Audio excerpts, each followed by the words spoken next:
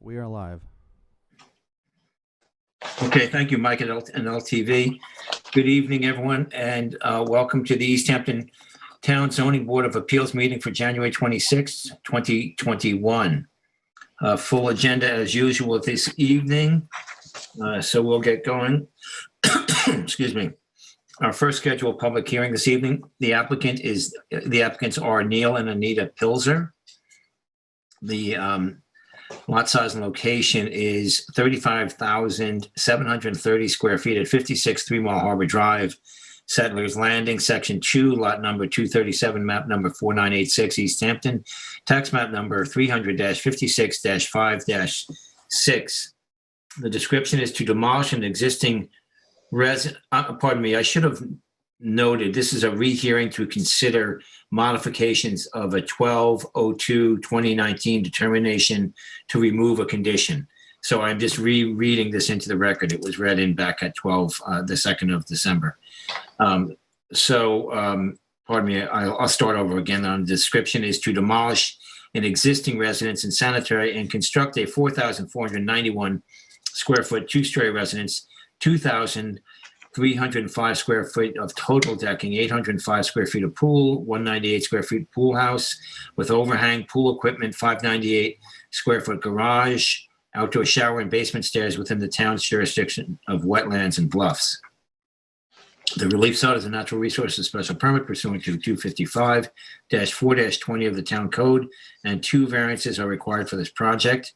1 variance of 29 feet from 255-4-30 of the town code is required to install the proposed pool fence 71 feet from tidal wetlands where a 100-foot setback is required. 1 variance of 16 feet from 255-4-40 of the town code is required to construct the proposed pool fence 34 feet from the bluff crest where a 50-foot setback is required, and any other relief necessary. This is an A residence zone. A flood zone is X. Secret class is type 2. And council, do we have a proper affidavit of service and posting? We have an affidavit of mailing on the 14th day of January and posting on the 15th day of January, so the paperwork appears to be in order. Okay, thank you. So this, I don't believe, did someone do another field report here? This is in, Tim, this is in your district, I believe, correct? It is, and I did run out on Sunday, and I have a short report. Okay, thank you, Tim. And I think Michael was going to pull that up for me. Yeah, so the property was properly posted.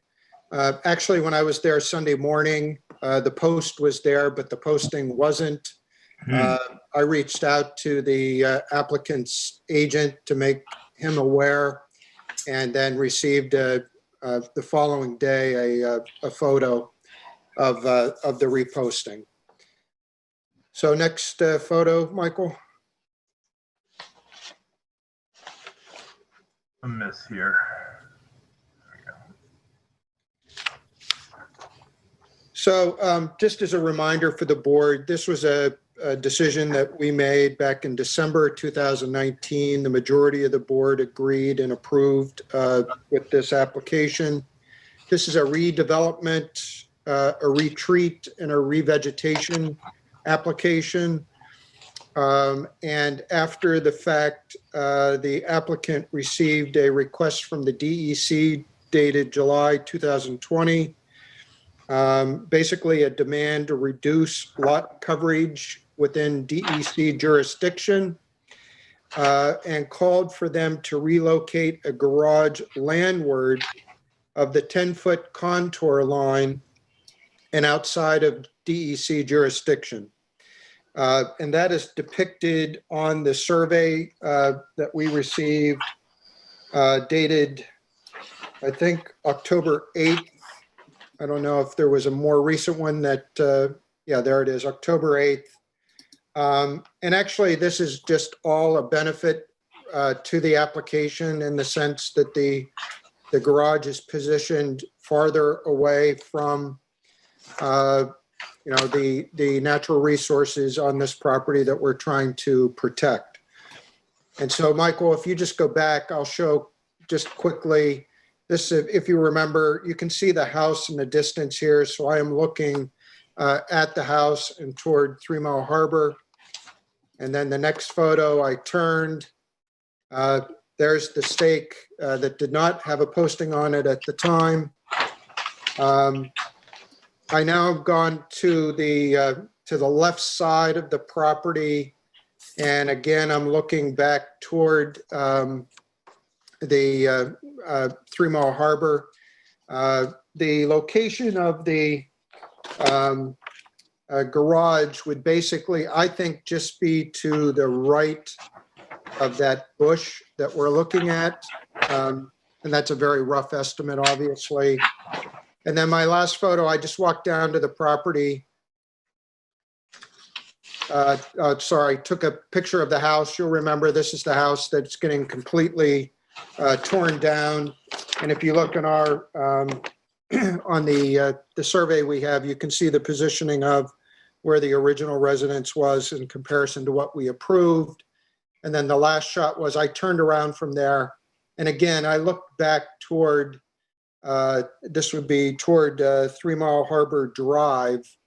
And that off in the distance there would roughly be where the new garage would be located. So that's it for the field report. Okay, thank you, Tim. Okay, do we have the agent for the applicant here? Yeah, can you hear me? Hey, good evening, Chris. Good evening, Mr. Chairman, members of the board, Christopher Kelly, Toomey Latham, Shea, Kelly, Dubin, and Corderaro for the applicants, Neil and Anita Pilzer. As you said, this is simply for a modification of a pre-existing NRSP and variance decision. And the only change of consequence, aside from moving the garage back, is a modification of the condition K3E, which states that all structures shall be situated at 2 feet above the seasonal high groundwater table. And Drew Bennett has prepared plans. As you recall, this is going to be an IA system.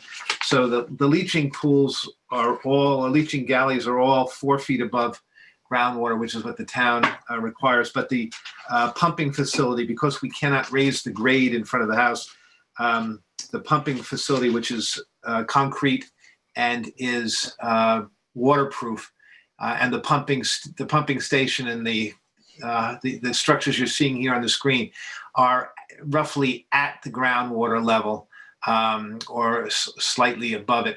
And so we cannot meet the 2 feet without bringing in fill. So we're asking you to relieve that condition so we can put in this ultra-modern system.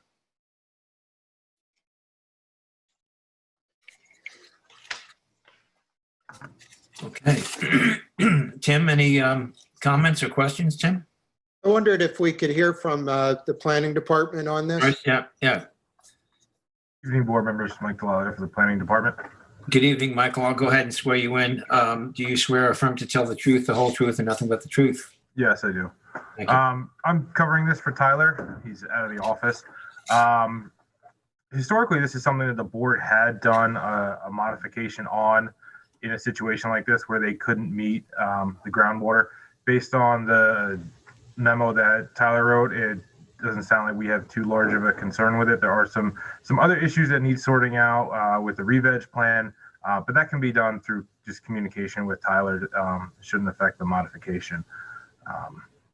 And then there was just an updating of the survey to reflect the change in the location of the garage.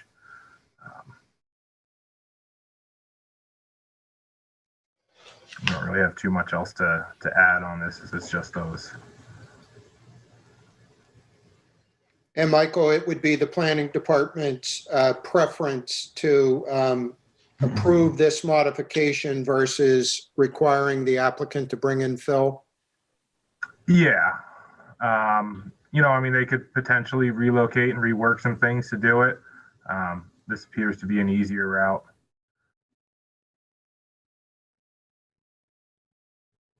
Yeah. It is just for the tank and the pump station, which are sealed structures. Yep.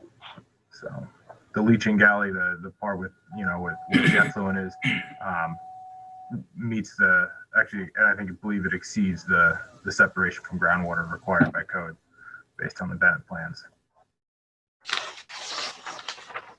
I have no questions.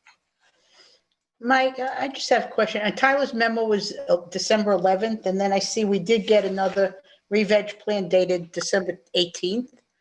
Yeah, I just saw that today. I didn't reach out to Tyler about it. I don't know if he's had a chance to look at it, but again, that's something that we can sort out. If it was a condition of the board's approval that it be approved prior to the issuance of a BP, we can sort that out on our end on behalf of the board.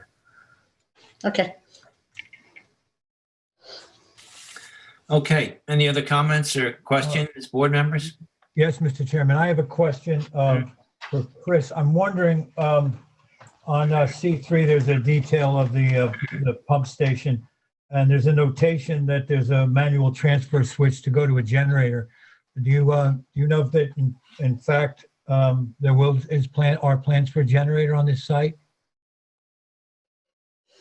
I don't know the answer to that, but I assume that you would have one if you had this system. Yeah, so that just raises the question of whether or not it's going to be put in a location where it's going to need future approval.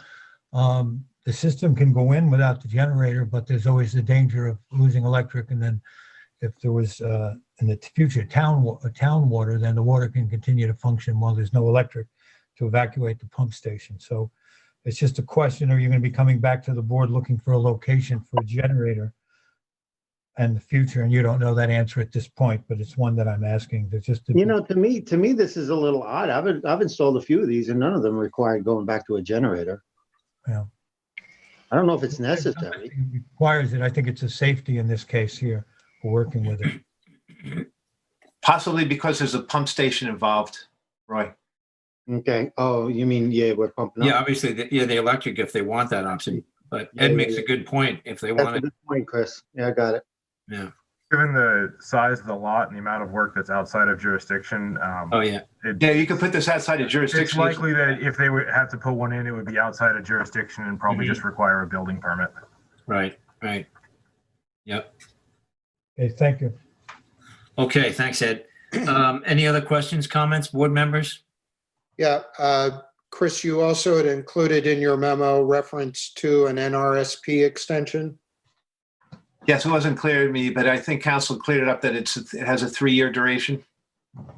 Yes, that's correct. The original still has the 3 years, so they don't need an extension at this time.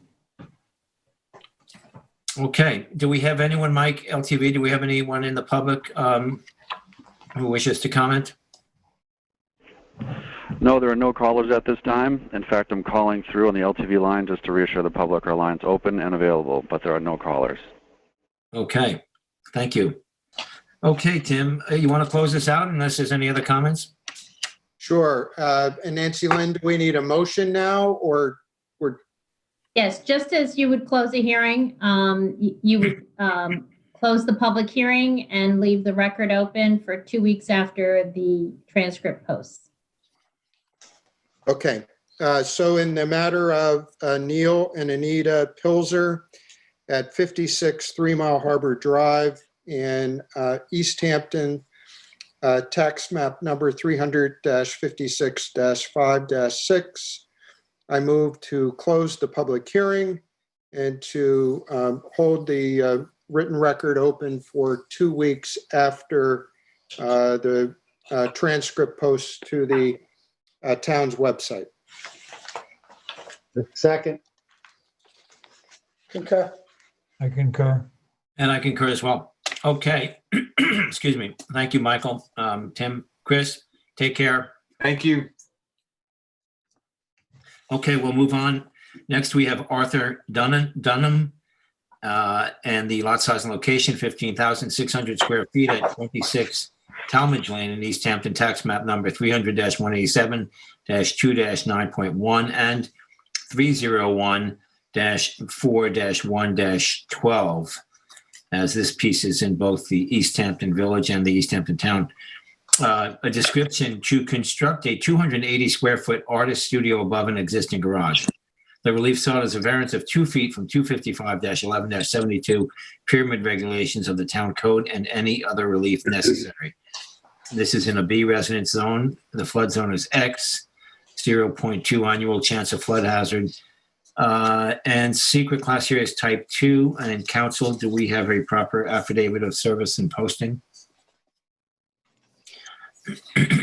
Oh, there you go. Oh.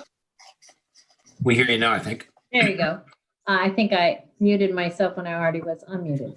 Anyway, we have an affidavit that the mailings were done on the 12th day of January and that the posting was done on the 12th day of January. So the paperwork appears to be in order. Okay, thank you. Okay, this once again is in board member Brenneman's East Hampton district. Tim, if you have a field report, please. Sure. I think Eleni is going to help me out with this. This is on Talmadge Lane, which is off of North Main Street. Really just, what would that be? South of the Emergency Services Building. Yeah.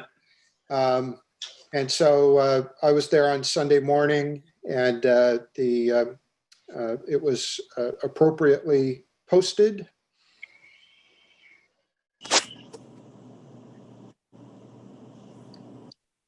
All right, so I just swung my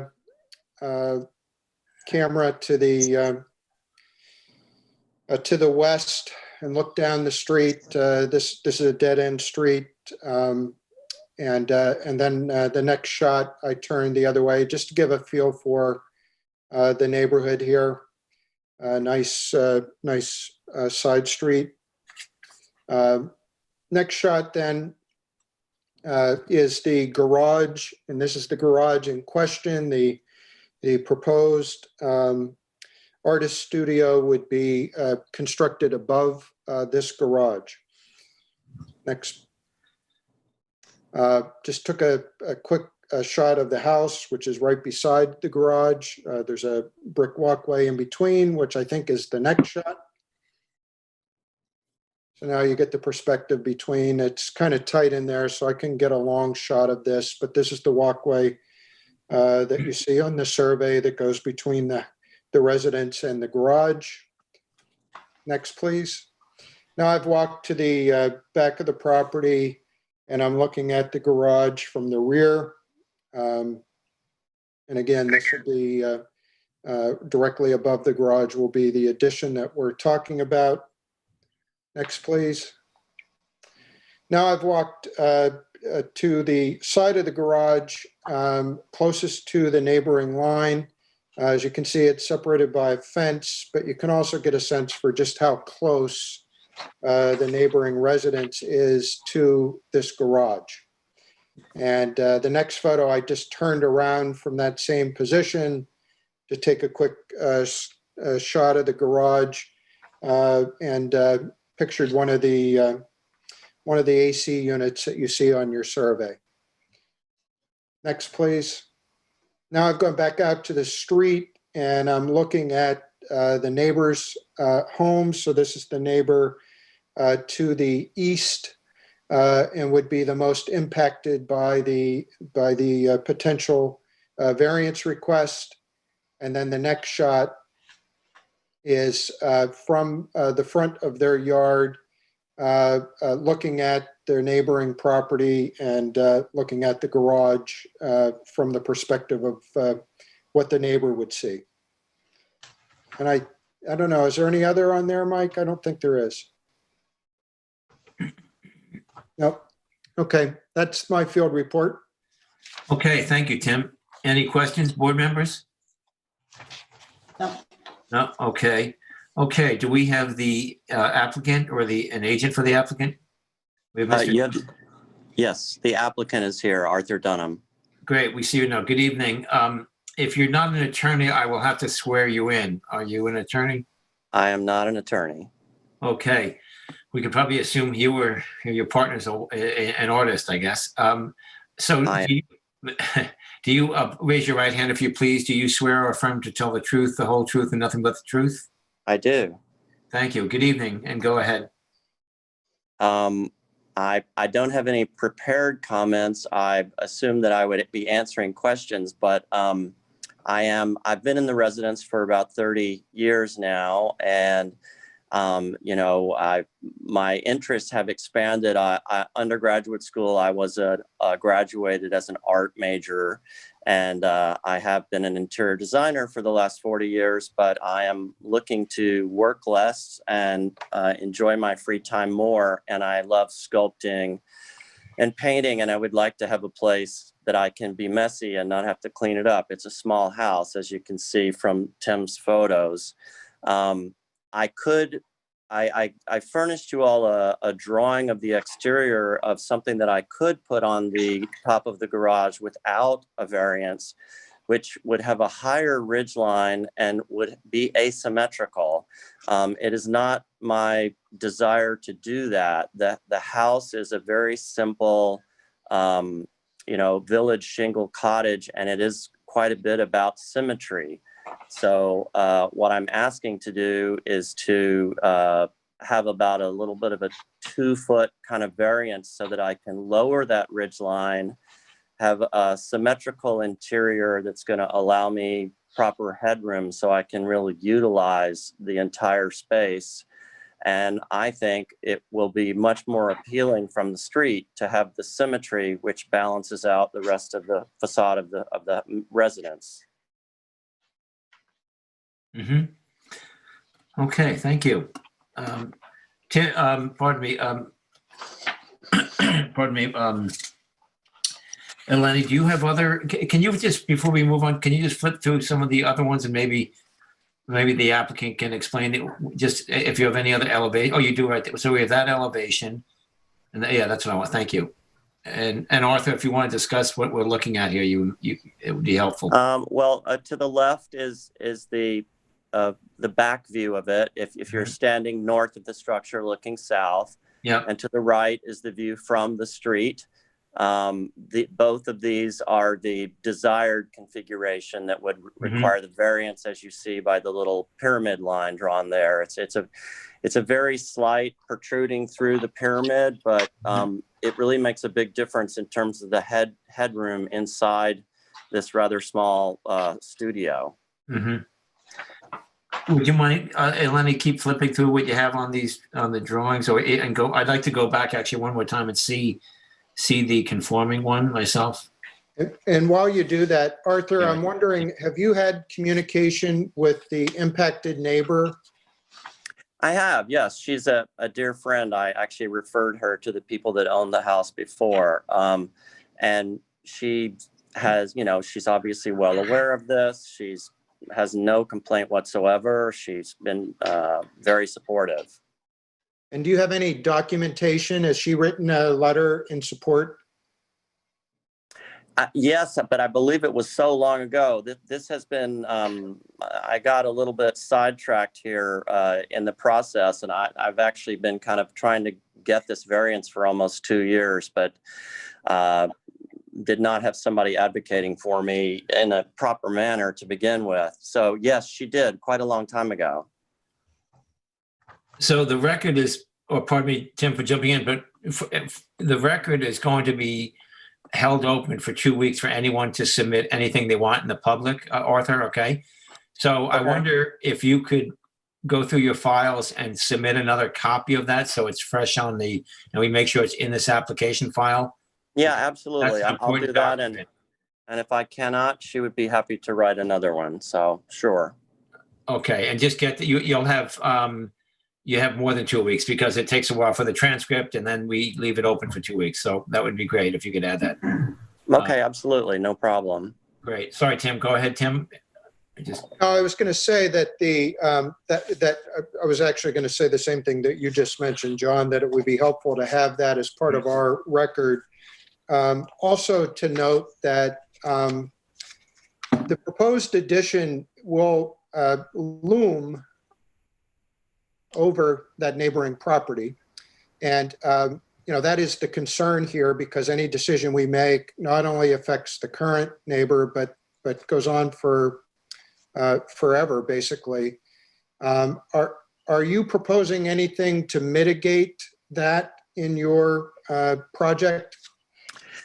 Yeah, Joanne and I have discussed, there are some rather leggy, I don't know if they're spruce or fir trees that are between us, kind of on the property line. And because they've gotten so leggy, they don't really provide any screening that I assume that they were originally planted for. So we're planning to take those down and plant some other sort of vegetation that would be at a functional height so that we get a little bit more screening between us. And would you be willing to condition that so that there would be a CNR associated, that you would have to maintain that as part of the approval? Yeah, just what does a CNR mean, please? What's a CNR, guys? And would you like me to explain that? Yeah, please. Council, don't you jump in if you would, but thanks. Tim. Certainly.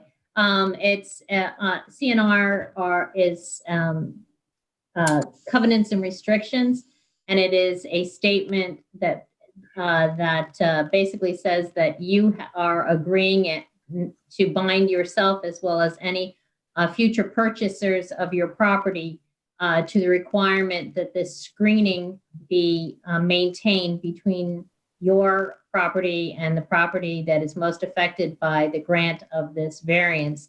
And then if once that document is executed, it actually would be filed with your deed and become part of the record of your property, so that it would flow with the property regardless of whether you continue to own it or somebody else were to purchase it. Sure. In that instance, does it usually specify a particular height that it needs to be? Can we discuss this a little bit before we go down this road more? Yeah. If you take a look at this, the survey, that you're asking him then to remove part of a driveway and the AC units? No. No, along the property line, Roy, I think he's talking about. You don't have the room there, John. You got air conditioning units, you got a driveway that comes on. Look at the survey. How are you gonna put plants large enough to block what you're thinking and then not choke out the AC units? And Yeah, I don't know how large we were thinking. Can you zoom in there, Eleni, please, on that? Oh, I have it on my file here, but if you could zoom in for those watching on the screen. Thanks, Eleni. What do we have 16, between the garage, though, we'll have 16 feet at the garage portion, not at the driveway, right, Roy? And you have the AC units coming out, so. yeah, I was just thinking of something, I mean, I don't know what Tim's thinking. I think we're all kind of thinking of something to block out the garage at the instance of the garage along that, it's 13.8 feet and then it's 16.6 or something like that, but. The 16.6 is the second story. Oh, thank you. Yes, got it. Yep. Thanks, that's Tim. right. It's 13.8. But Arthur, do you feel there's room to plant some screening there, or Eleni? If you look at the plan and you start at the street and you come in on that east side of the property, that planting bed is, I think they're called Dragon Empress hollies, and they must be about 12 feet tall already, and only because I prune them down every year. They would be much taller. I would think that when you're talking about screening, that if the screening were as high as the top of the side dormer windows, that would be something that would be sufficiently high. I don't know what you're thinking, but I don't think it would require a jumping in. Arthur, often what we do is if you would be amenable, we typically ask that you work with the planning department to come up with an appropriate plant. But again, this board, if you're interested in going up to the top of that window and using a height like that, that would be part of the CNR. But Tim, go ahead. I'm jumping in on you, Tim. No. Actually, I have a question for the applicant. You know, Sure. there looks like this property, space on this property. Have you considered any other location for the artist studio other than over the garage? Well, I didn't really want to create another footprint on the property. It's only about 1/3 of an acre. And both in terms of economy of space and also for financial concerns, for me, it's preferable. There will also be a connective catwalk from the terrace off the master bedroom. So it'll be a really easy place for me to access to work and go back and forth. And that's an outdoor catwalk, you're saying, kind of like a deck with railing? Yeah. Uh-huh. Uh-huh. It's shown on the plan there. Yeah, that should be on your elevations too, but I think we get the idea. It is. Oh, is it on the elevation? Oh, yes, it's on the longer one. Yeah, I apologize. Yeah.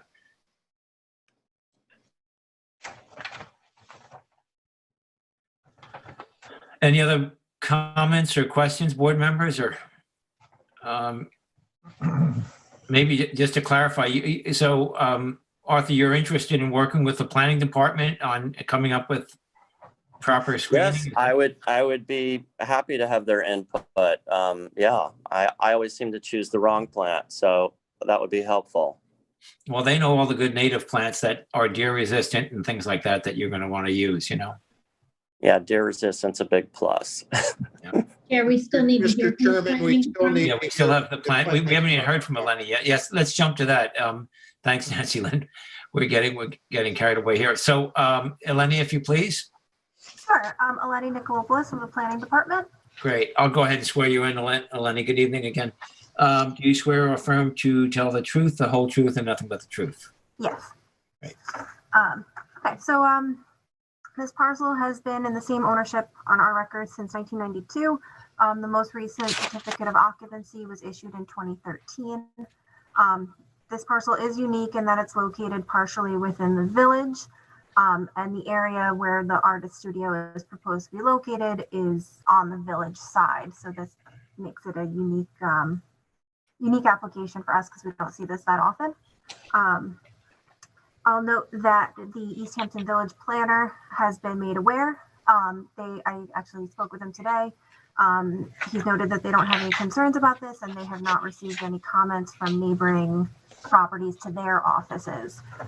So just for the board to be aware of that. The applicant had submitted an application for an artist studio to the planning board, and it was reviewed and determined that it was not necessary. So that's something that he's been making the steps appropriate. And the planning department doesn't really hold a strong opinion on this application. There don't appear to be any sensitive environmental issues on this property. And it's just up to the board to determine whether the application meets the variance standards. Okay, but now there is, I believe you did say, or you listed in the TAM, whether the applicant can achieve by some other feasible method other than an area variance. So there is space looking at the property size, Eleni, that it could put it elsewhere? Yes, yeah, I mean, there is room on the property to construct it elsewhere. It's whether or not the board feels that this this meets the standards or not. Okay, thank you. And Eleni, just to be clear, this is not an artist studio on an accessory building which has to meet the town code related to it. This isn't going to be an attached structure to the main residence. Is that correct? So this is on an accessory building. It was reviewed by the planning department. If it is to be an artist studio on an accessory building, he would have to go through the planning board. That's correct. But either way, that wouldn't affect this variance here today. That would be something that he would need to do separate from this. Okay. And could do. Well, however, I already did submit all the paperwork to have it authenticated as a viable artist studio. I have letters from other artists. I have examples of my work. I have that whole package together and have already submitted that. Okay. Yes, Thank you. that was submitted to the planning department for planning board review. Eleni, the town planning board handles that too? The town planning board, yes.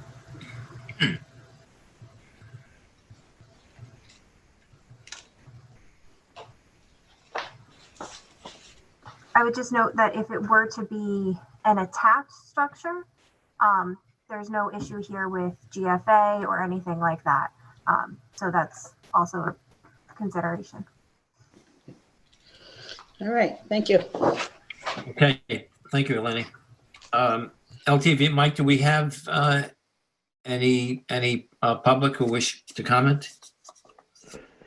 No, we do not. And again, I'm on the phone from LTV, so it's available for the public, but there are no callers. Okay. Okay. Thank you.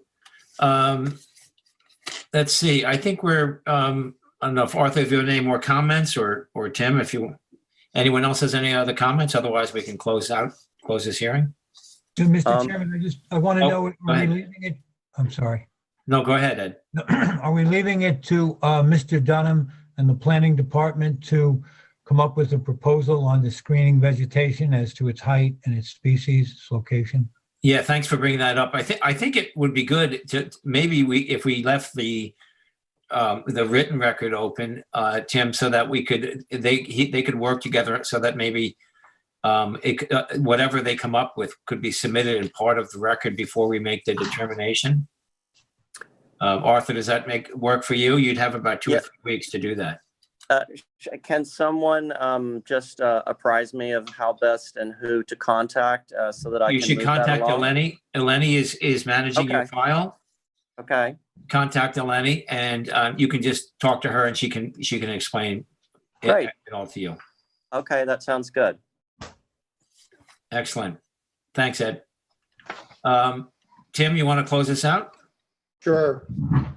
In the matter of Arthur Dunham at 26 Talmadge Lane in East Hampton, tax map numbers 300-187-2-9.1 and 301-4-1-12.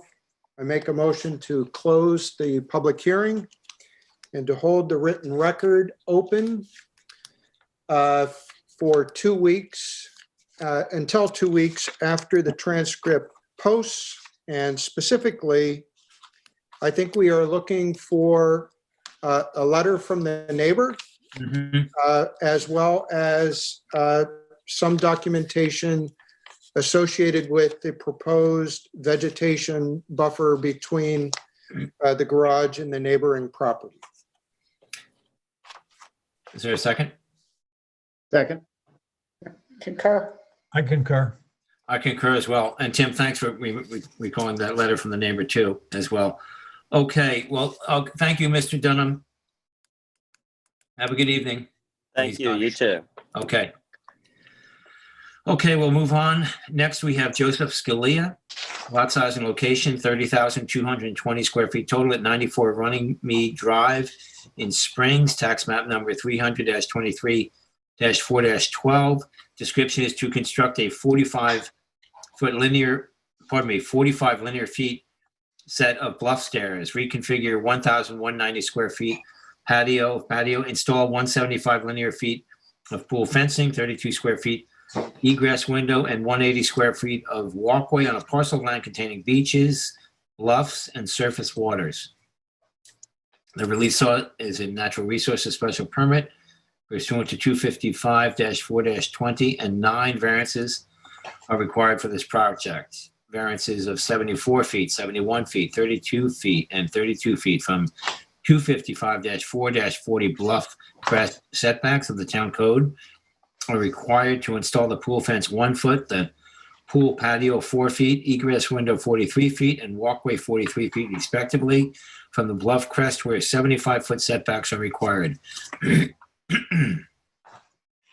Variances of 45 feet, 38 feet, 3 feet, and 3 feet from 255-4-30 minimum wetland setbacks of the town code are required to construct The pool fencing, 55 feet, pool patio, 62 feet, egress window, 97 feet, and walkway, 97 feet, respectively, from the wetlands where 100-foot setbacks are required. One variance of 9 feet from 255-11-10 dimensional regulations of the town code is required to allow the pool patio to be constructed 11 feet from the side yard southern lot line where a 20-foot setback is required and any other relief necessary. This is in a B residence zone. The flood zone is X. The secret class is type 2.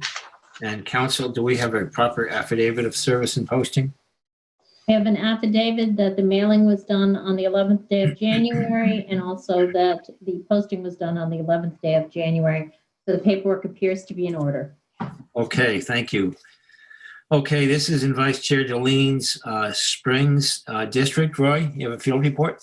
Sure, Mr. Chairman. I'm sharing my screen now, and the first photo I have is probably the nicest posting I've ever seen.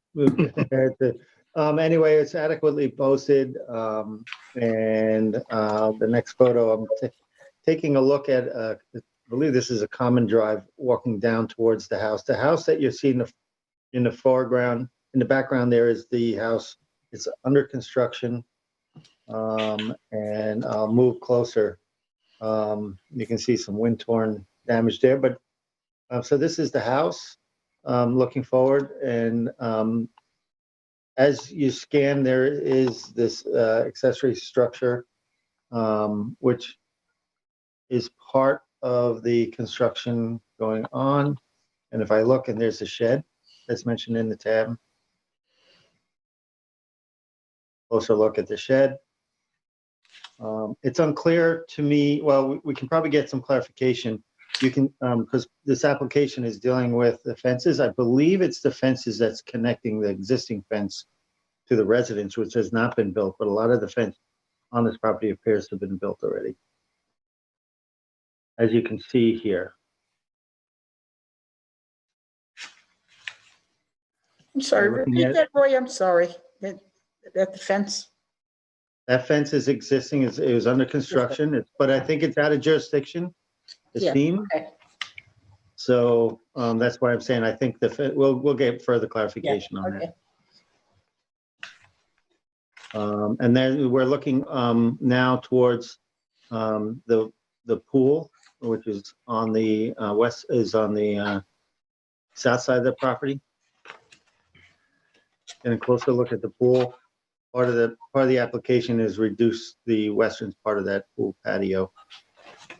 This now is the northern side of the property. I'm going to walk around towards the crest of the bluff. You can see the project limiting fence and the hay bales. Looks like they're properly maintained, as you can see a closer picture here. Okay, could you speak a little more slowly? I think my pictures are behind. Okay. Because I'm in Mountain, All right. I don't know.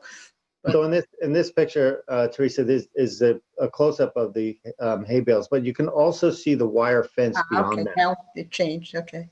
Right? Yeah, So all right, the now wire fence is beyond that, and that is a part of the discussion of the TAM.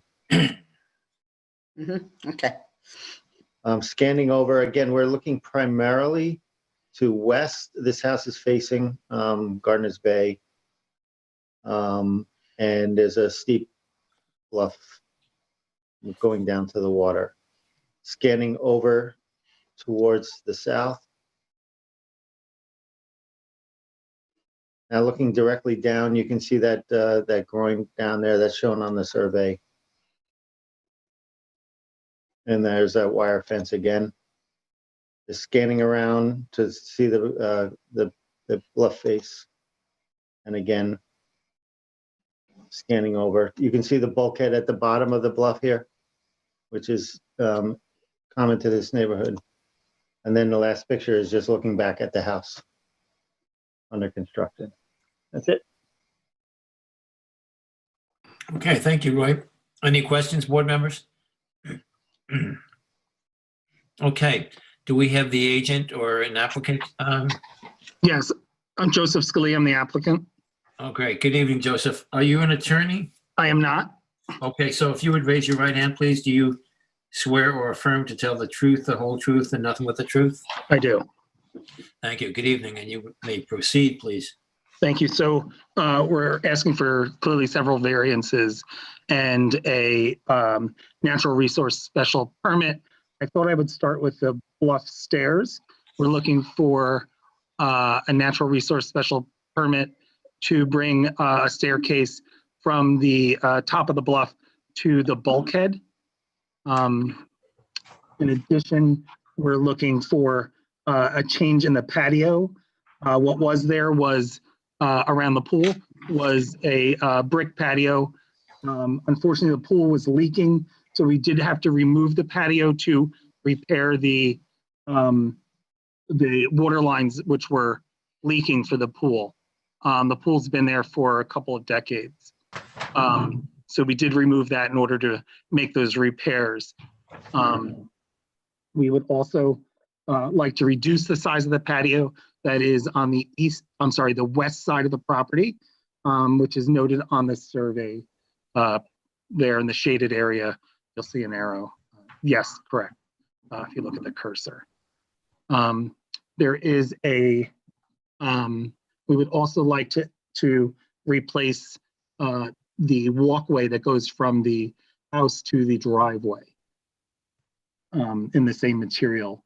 So currently it was a brick, and we'd like to change it to bluestone in sand. The egress window that exists next to the AC unit, yes, correct. That was plastic and caving in. So we did get a building permit through the town 69710 to replace, as part of the renovation of the house, to replace that. But that was our error, not knowing we had to go through your department for that. So that actually has already been replaced. Although we didn't do anything further since the house is on construction. It hasn't been finished. And I think the pool fencing is the last, aspect for the variances. So there is a current post and wire fence on the bluff that's been there for who knows how long, long before I own the property. So I understand that needs to be removed as it's on the bluff. And then we're proposing to put a fence right next to the pool on the east side, and then bring it, and then once it gets near the wood deck, we'll then move to the, at a 90-degree angle to move it back towards the house to enclose it there. And then on the north side of the property, we would also add another fence that was there at one point, but we had taken it down during construction because it was in the way. But we would like to put up another full grade fence on the over there on the north side of the property. The rest of the property is already would be enclosed, and then we would meet our regulations for pool safety.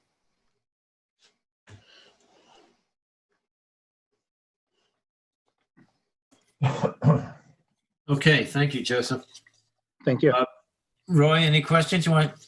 I have a couple of questions. Mr. Scalia, you bought the property like in June of 2020?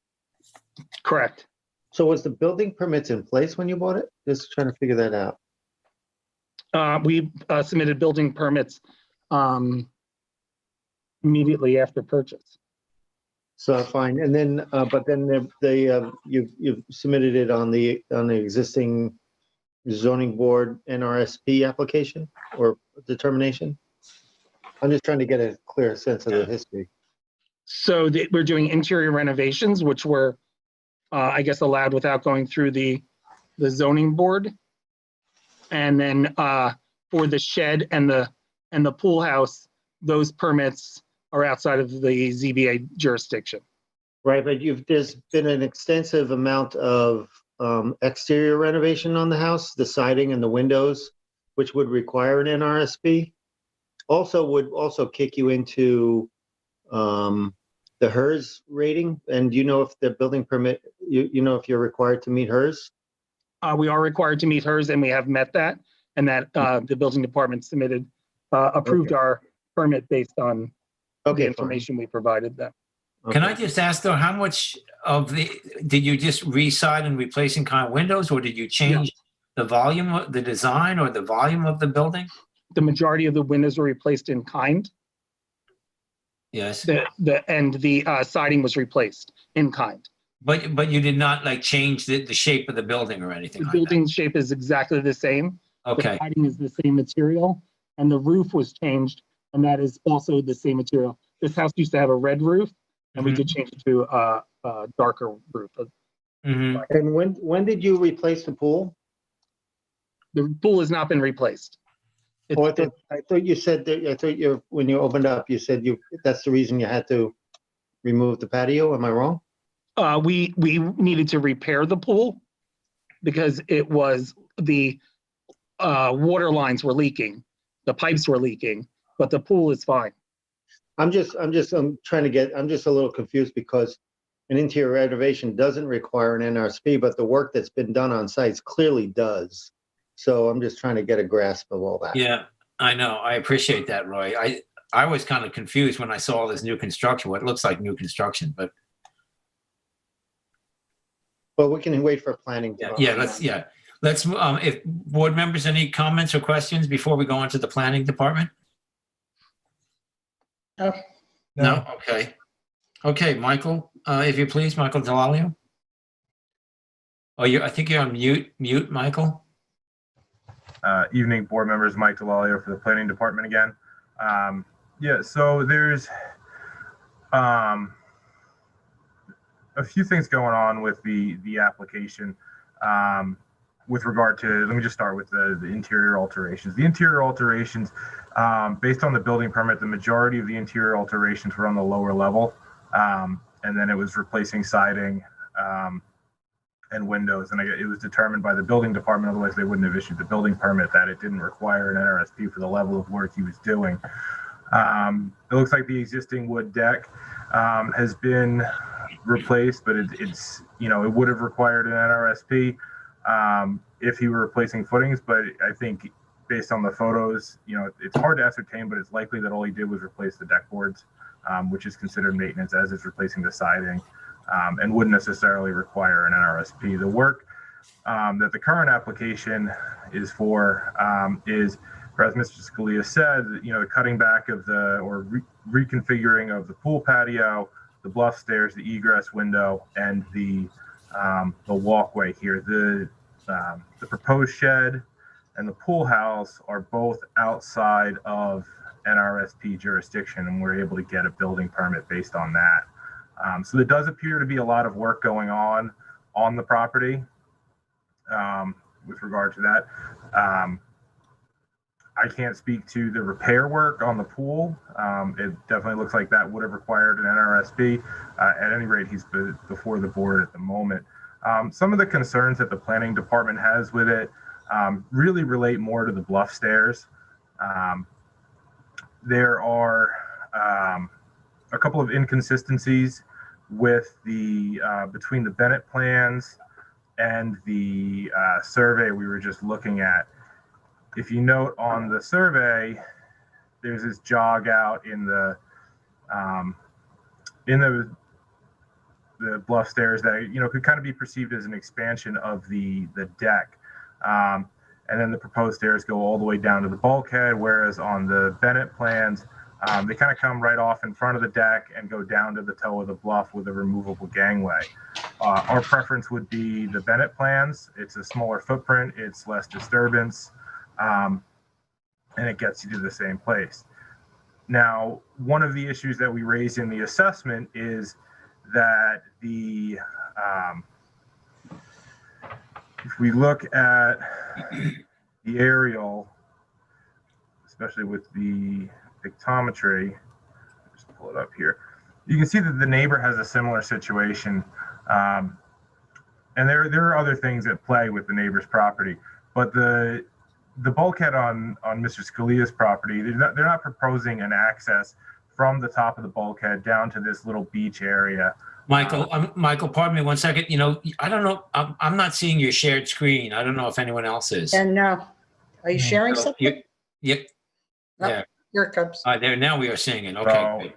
one of the concerns that the planning department raised is that if we don't have an access from the top of the bulkhead down, we're likely to end up in a situation kind of where we are to the south here, where they've cleared the top of the bulkhead, work that would require an NRSP to clear the existing vegetation and effectively keep it as kind of a little beach, a private beach area here. I know when talking to Mr. Scalia, he is amenable to the board to solving that situation and is just waiting on the board's advice on whether to do a removable gangway, something retractable, a ladder on the bulkhead of the like, if the board is likely to approve the application. Regarding the cutting back of the patio, it had previously received board approval in '99 to be in the configuration it was in. So it is cutting it back. It's kind of no more non-conforming than previously approved. This is the closest point over here. You can see my cursor. It hasn't really changed in comparison. It's really a change in the surface. There are some revegetation issues. He's willing to revegetate this area.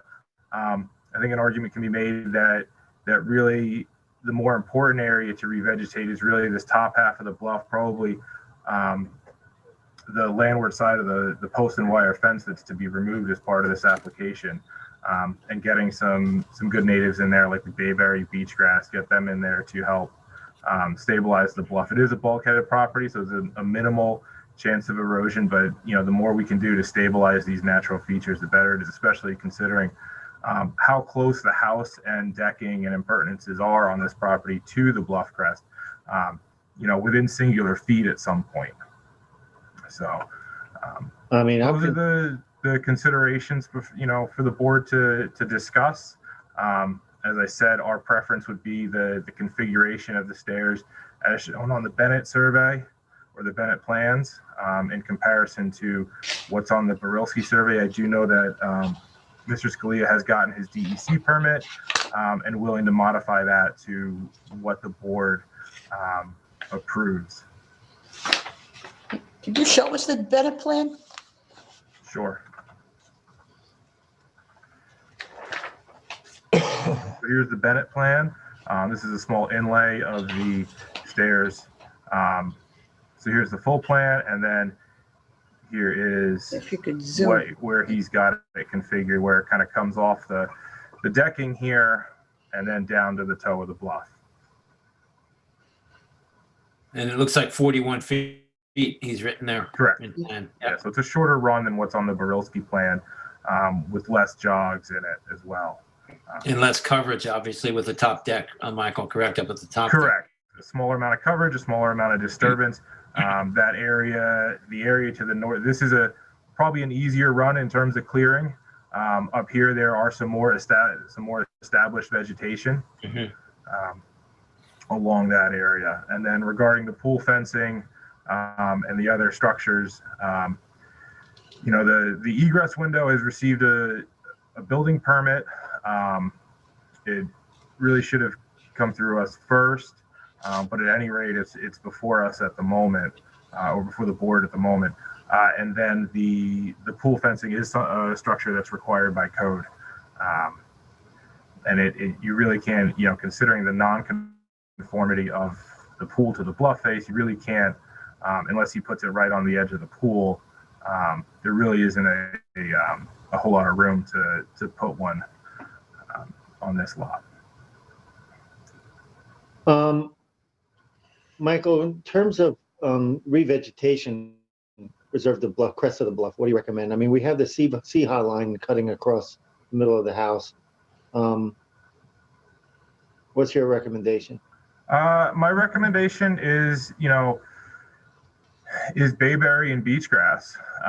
Things that are, bayberry up on the top of the bluff. Maybe you can, it's fairly well, it's fairly stable. Being that it's a bulkheaded property, so you probably get away with a couple on the face of the bluff, and then beach grass in the area. You can see in some of the photos in that memo I was showing earlier, that there are a large number of kind of weedy grasses. This area has probably been cleared for a long time. Getting them out of there, establishing, the native vegetation could go a long way in kind of preserving that, that environment and ecosystem and creating some habitat. And you're recommending starting it where the fence is today and going at a minimum. minimum. Yeah, at a minimum, I would remove this fence, get that out of there. We can take a better look at at another time, and maybe there are other areas. Maybe he would like to do more of a restoration coupled with this, and include that. But I would start at a minimum where the fence is and work your way back. You can see this area up here where this is where the patio had been, has been cleared for a long time. Just Yeah, some of I that think natural. Yeah, I don't think there should be any irrigation in that part. That all is problematic to crest. Yeah, at the very least, maybe depending on when it gets installed, temporary irrigation at best. Just to establish the vegetation. Right. And that's not taking advantage of a spring or fall planting window. A situation where you're doing it in the middle of the summer or something where you're going to need that. But if he takes advantage of a spring or fall planting window, you likely wouldn't need any sort of irrigation. Definitely not subsurface irrigation. It would be temporary at best. Is there irrigation now? No. Not to my knowledge. No.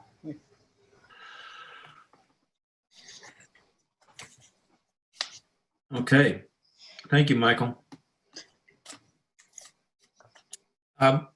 LTV, Mike, do we have any public looking to comment? We have 2 callers. I can unmute the first caller on hold. The last 4 digits are 7619. I'll unmute that right now. Thank you.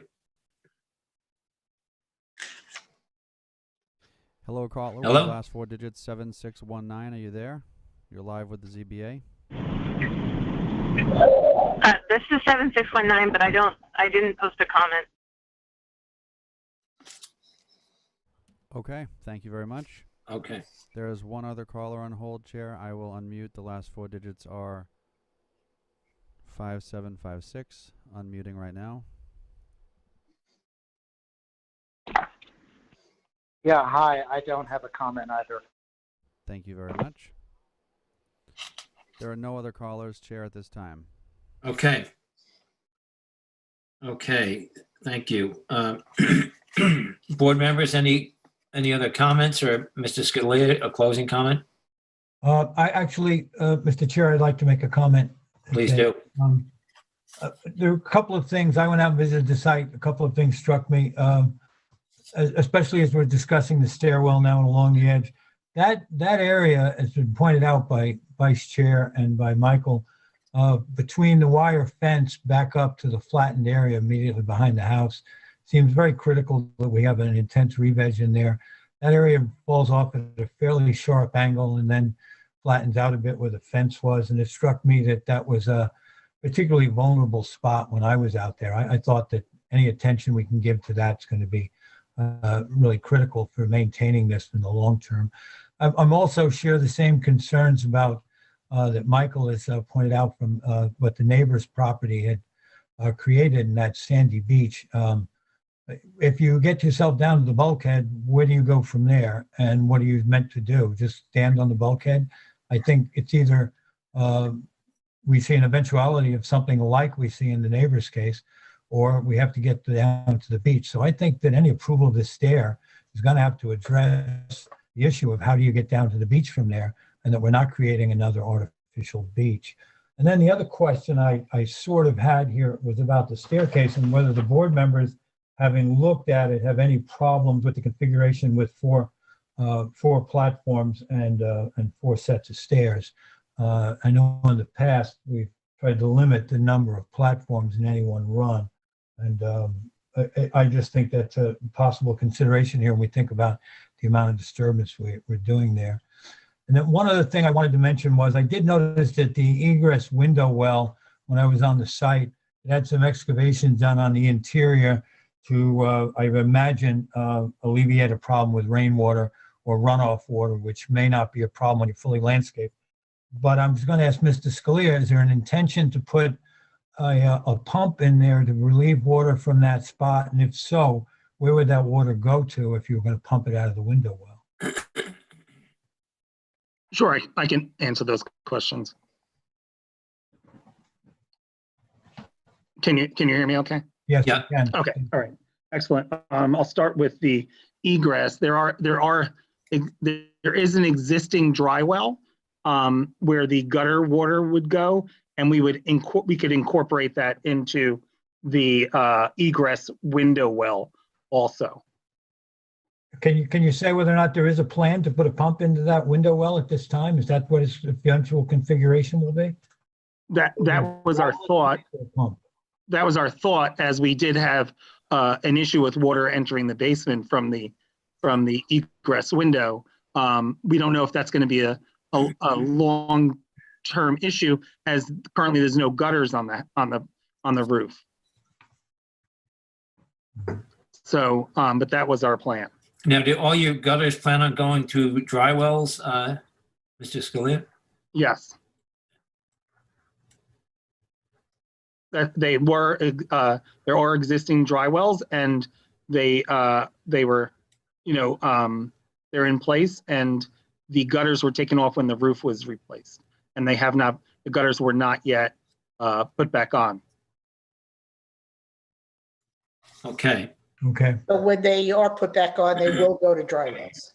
They will, and then the question is whether do we need a pump in the egress well or not.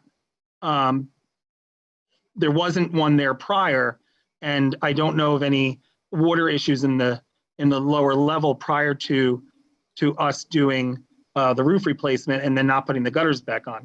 So it may resolve itself with the use of the gutters.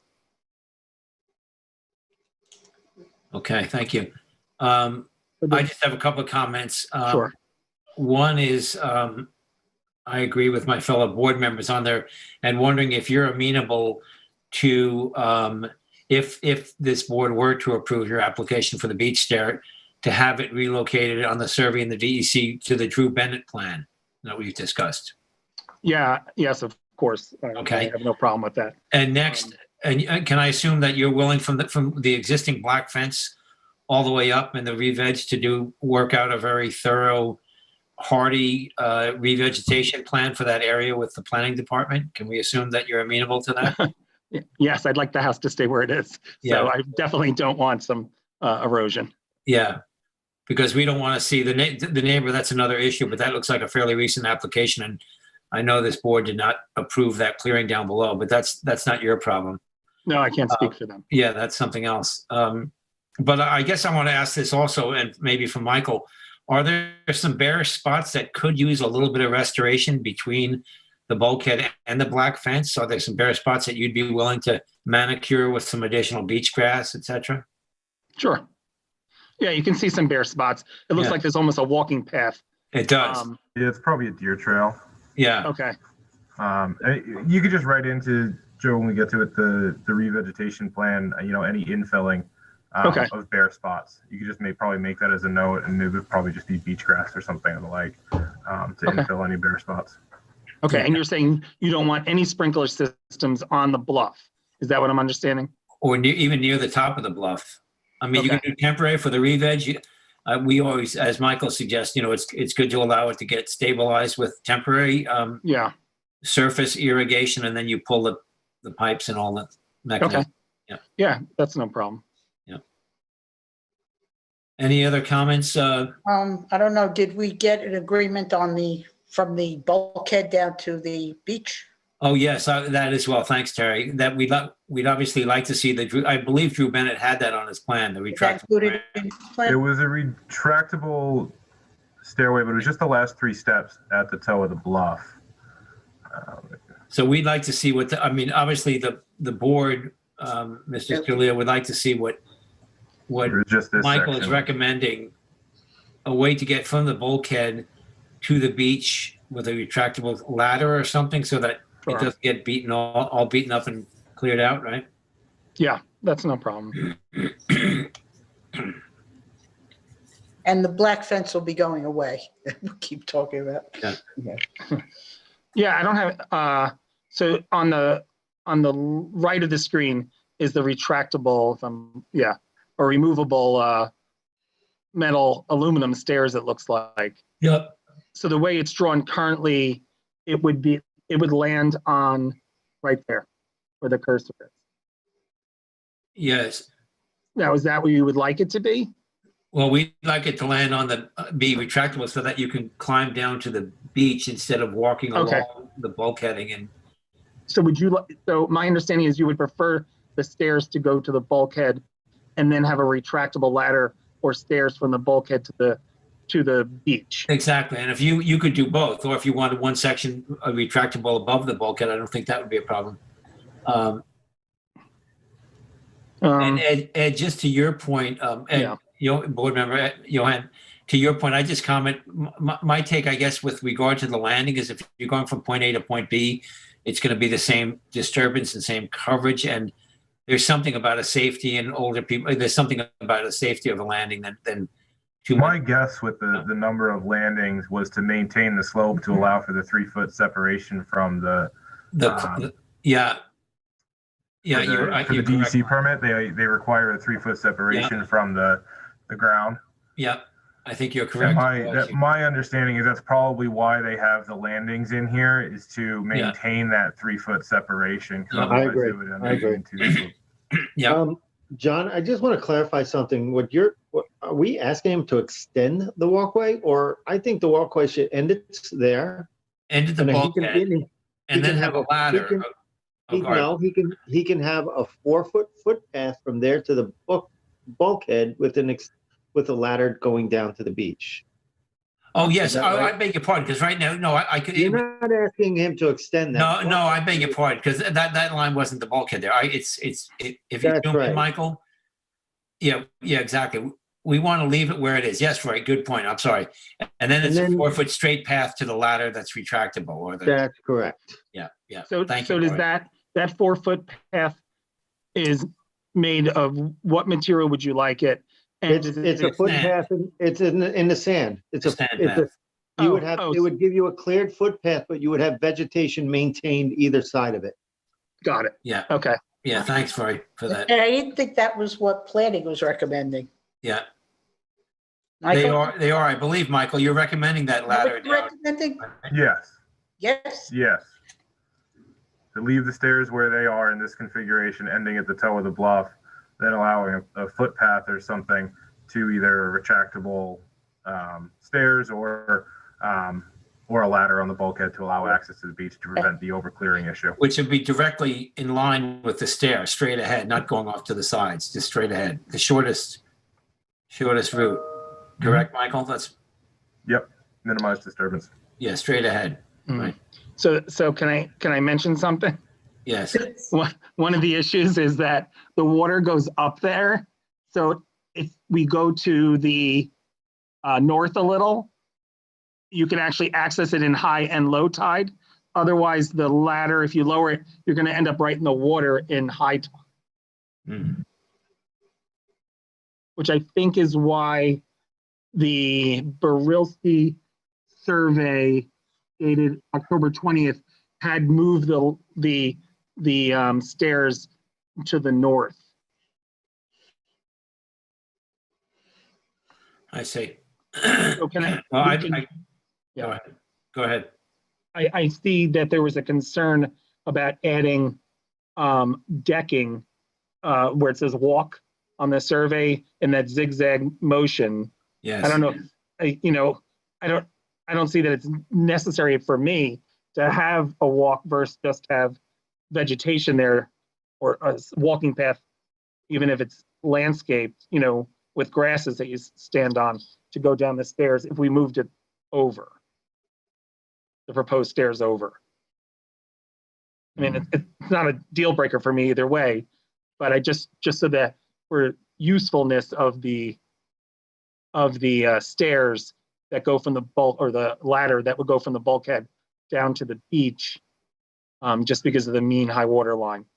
Let me ask Michael. Michael, where do you think the planning department, where would you prefer to see that jog at the just a 4-foot path at the top of the bulkhead going so that they can get down at high water, or at the top of the bluff? I sort of wonder if it isn't better at the top of the bulkhead and leaving it going straight down from the steps the way Drew You Bennett. mean leaving so if I'm understanding you correctly, leaving the plans, the plans as they are here, Yes. but allowing for a pathway that would allow access over here. Yes, just a 4-foot. Maybe there could be some nice additional and hardy vegetation along the sides. You could really kind of beef that up, or bolster it. My inkling is that What do you think? a pathway to allow access over here would be preferable to adding more structures. Yeah. And expanding I thought so. At the top of the bluff. Yeah. I mean, that's fine with me. Okay. Okay. Okay. Any other comments, board members, or? I don't know, I assume, Mr. Scalia, you're okay with all the recommended project conditions listed in the analysis memo? Yes. And I believe it says you have to get a C-Hub permit from DEC, New York State DEC. I have the permit. You have, The okay. permit's in Submitted the the permit. file. Oh, it's in the file, okay. It's in the file. Okay. Okay. Well, thank you all. Roy, would you like to close us out? Yep, just give me a second to pull it up.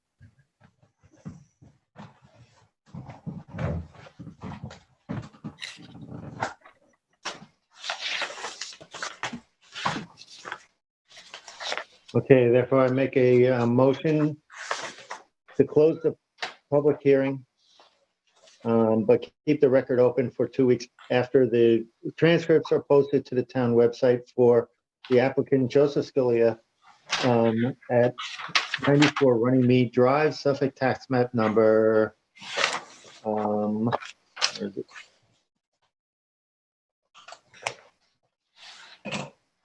That's not it. 320. Oh, I'm sorry. I have it. 412. 323-412, sorry. Second. Concur. I concur. And I concur as well. Okay. Thanks, Michael. And thank you, Mr. Scalia. Thank you. Thank you, everyone. Thank you. Thank you. Okay, we'll move along. Next, we have pressure equalization modules. Before I read this in, Council, do you want to maybe just give us a quick, and the public, a brief of what we're going to do this evening and how we are going to continue the hearing next week as well? Transcripts are posted to the town website for the applicant Joseph Scalia. Hold on a second. What? Who's talking? I'm waiting for Nancy Lynn to speak, actually. Yeah, I'm just checking here. Thank you. Yeah.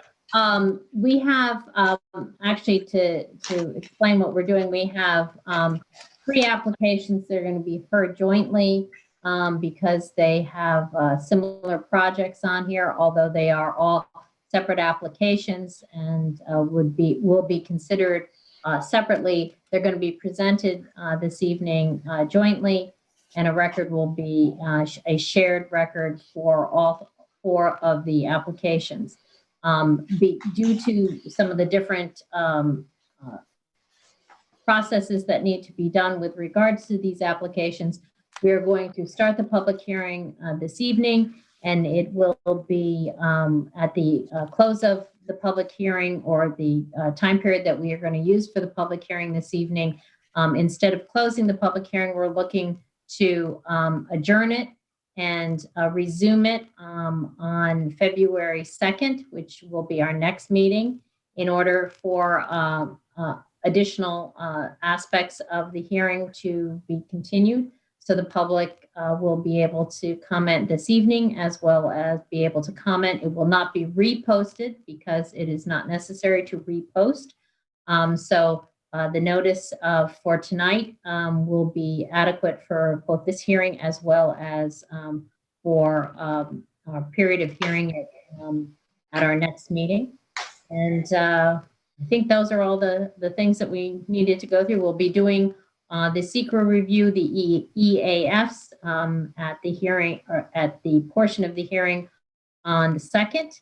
And we're just going to do tonight, do presentation by the applicants, a review of that by the planning department, and answer certain questions that we have tonight. And we will have more questions, I'm sure, from the board and from the public at our next meeting as well. And all 4 of these will be done in concert? They're going to be heard in concert. You will decide them individually. Obviously, they have some shared concerns, so. Thank you, Nancy Lynn. So council, therefore, I guess, shall I go ahead and read them all in one after the other right now? That is, yeah, probably the most efficient way to do that. Okay, here we go. Okay, the first is Douglas Lloyd, and the lot size and location is 5.21 acres at 611 Shore Road, Narragansett, tax map number 300-106-2-35.3. And the description is to install a series of pressure equalization modules, PEM, on the beach to reduce the rate of beach erosion. The relief sought is a natural resources special permit pursuant to 255-4-20 of the town code. This is an A2 residence VE velocity flood zone, AE flood zone elevation 10, and the secret class is unlisted. And council, maybe should I go ahead and ask you for the affidavit of posting for this individually, or wait? We can, yeah, individually, and it should be noted that for the purposes of jurisdiction, these projects originate on the properties that are noticed or that are read in by the chairman, but they also extend onto trustees' property that does not have a tax map number. But we do have in each of these files a statement of consent from the trustees for the project to be considered and ultimately approved, if that is the board's decision, with regards to allowing for these projects to be on trustee property, which is the beach area. So it actually is a kind of a hybrid situation. So we do have that jurisdiction as well, just for the purposes of that. And on Lloyd, we do have an affidavit of service stating that the mailing and the posting was done on the 15th day of January, which the paperwork appears to be in order. Okay, thank you for all of that, Nancy Lynn. Okay, next we have Chris Anderson, lot size, location 5.65 acres at 619 Shore Road, Bayview at Napeague, Lot 2, Amagansett, tax map number 300-106-2-39.2. And the description is to install a series of pressure equalization modules PEM on the beach to reduce the rate of beach erosion. And the relief sought is an NRSP pursuant to 255-4-20 of the town code. And this is A2 residence, VE flood zone, AE flood zone elevation 10, and the secret class is unlisted. And council, do we have a proper affidavit of service and posting, please? We have an affidavit that the mailing was done on the 15th day of January and the posting was done on the 15th day of January. So the paperwork appears to be in order. Thank you. Okay, next we have Demolish Marin, pardon my pronunciation. And the lot size and location is 5.34 acres total at 621 Shore Road, Bayview at Napeague, Lot 3, and Amagansett, tax map number 300-106-2-39.3. And the description to install a series of pressure equalization modules on the beach to reduce the rate of beach erosion. An NRSP permit is sought pursuant to 255-4-20 of the town code. This is an A2 residence, VE flood zone, AE flood zone elevation 10. And council, do we have a proper affidavit of service and posting? We have an affidavit that the mailing was done on the 15th day of January and the posting was done on the 15th day of January. So the paperwork appears to be in order. Thank you. Next, we have 623 Shore Road Realty LLC. And this lot size is, location is 5.5 acres total at 623 Shore Road, Bayview at Napeague, Lot 1.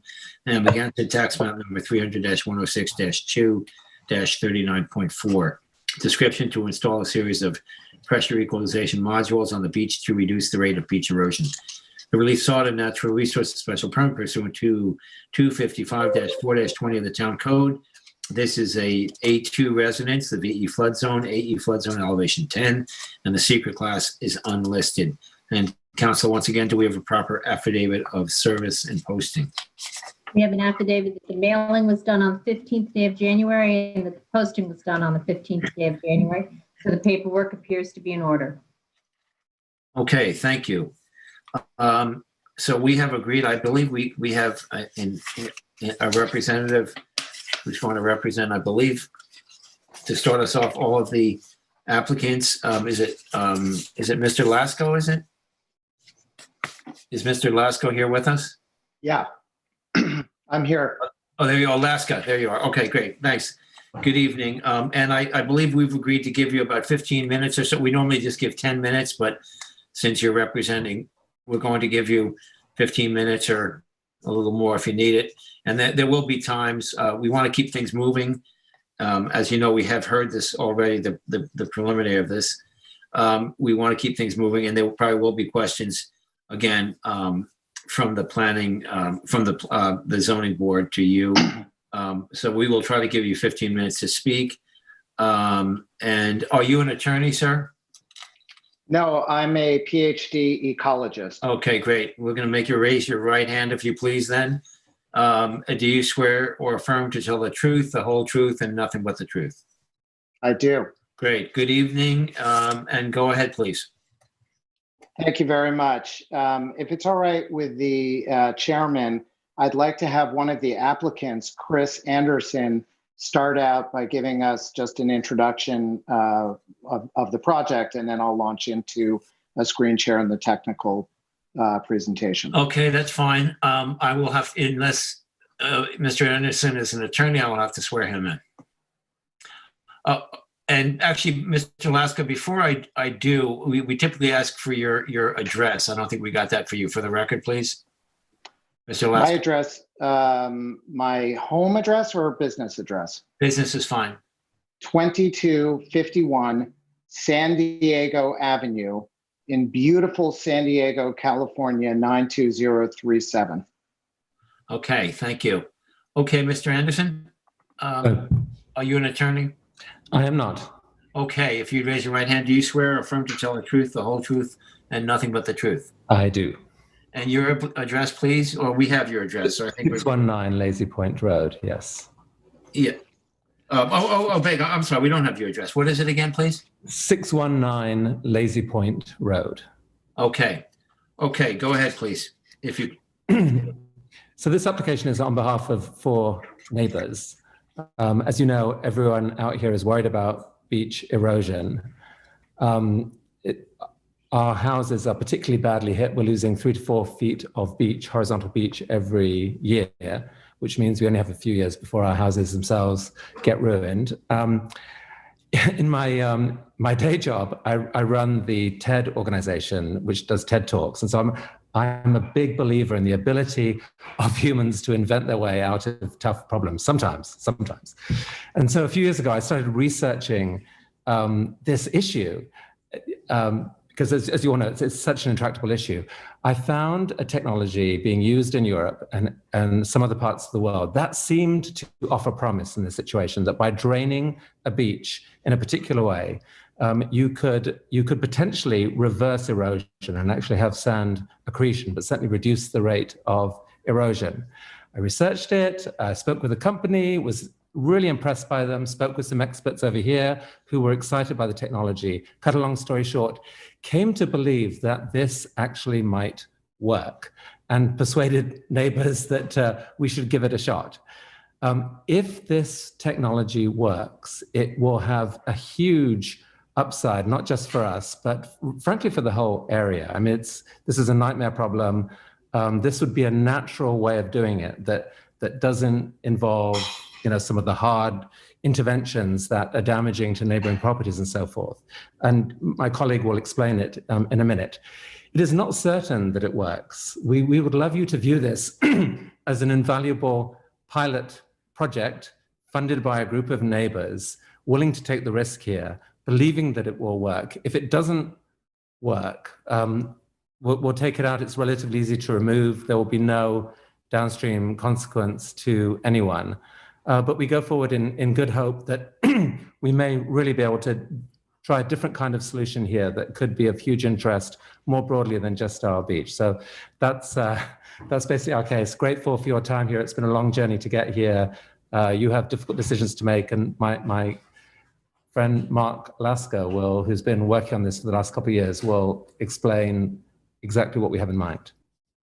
Okay, thank you very much. Yeah, I was confused. You said Lazy Point Road. That's what your 619 Shore Road. Well, our address is usually given as 619 Lazy Point. Oh, okay. I was just thrown off a little bit there. Okay. Yeah. Anyway, welcome and thank you for those comments. Okay, Mr. Laska. If it's all right with you, Dr. Laska, thank you. I would like to share my screen, and I'd like to say that one of the thrills of my life has been to put together a talk with the man who runs TED. So he sees an awful lot of talks, and so it's been really an exciting project to work on. We look forward to describing it to you. I'm going to click share my screen, and in theory, you're now seeing a PowerPoint presentation. Hopefully, it's the whole screen. There we go. Confirm everyone can see it. Yeah. Okay. Good. Great. So I'm going to run through this as quickly as I can, and we can circle back around for questions after I go through this. So this is a photo of the beach, and you can see, I'll show you some photos later, but we'll give you some aerials that'll really characterize what's going on this stretch of beach. So the goal of this entire project is to, at best, mitigate and ideally eliminate the continuing and ongoing beach erosion at this site. As Chris said, the site is shared by 4 property owners. And the location is here between Merrills Road and Mulford Lane up in Napeague. So it's right on the bay. And this photo, I'm sure the board is well aware of this property. This photo, pretty much characterizes it. That the rate of beach erosion is about a meter a year. So here's a series of aerial photos that I think especially characterize this loss of beach well. So I'm going to have you focus on a couple of different lines. The first is you can see the 4 properties and today's boundary of the properties overlaid on the 1954 aerial. And the green line is the vegetation line, and the blue line is the shoreline. So those lines are going to stay in place now, and we're going to jump forward to 1994. And you can see that the vegetation line is moved way back. The shoreline is moved back into the properties. So again, I'll toggle it for you. So here in 54, the vegetation line is outside of the properties. By 94, the edge of the shoreline is on the edge of the property boundaries as it faces Napeague Bay. And then the vegetation line is in the interior. Okay, so now we're going to jump to 2019, and you could see where the property boundaries are, where the shoreline has retreated dramatically into the interior. You could see the left upper corner has the house that was at the edge of Mulford Lane, well out into the water. And you can see how close to that 3 houses, the 4th house is not yet fully constructed in this aerial, well, or yet, the water line is moving. So again, just to show you what we're talking about. So we're talking about a loss of 30 meters of beach, about 30 yards roughly of beach since 1954. So the shoreline changes, the vegetation line changes, again summarized here.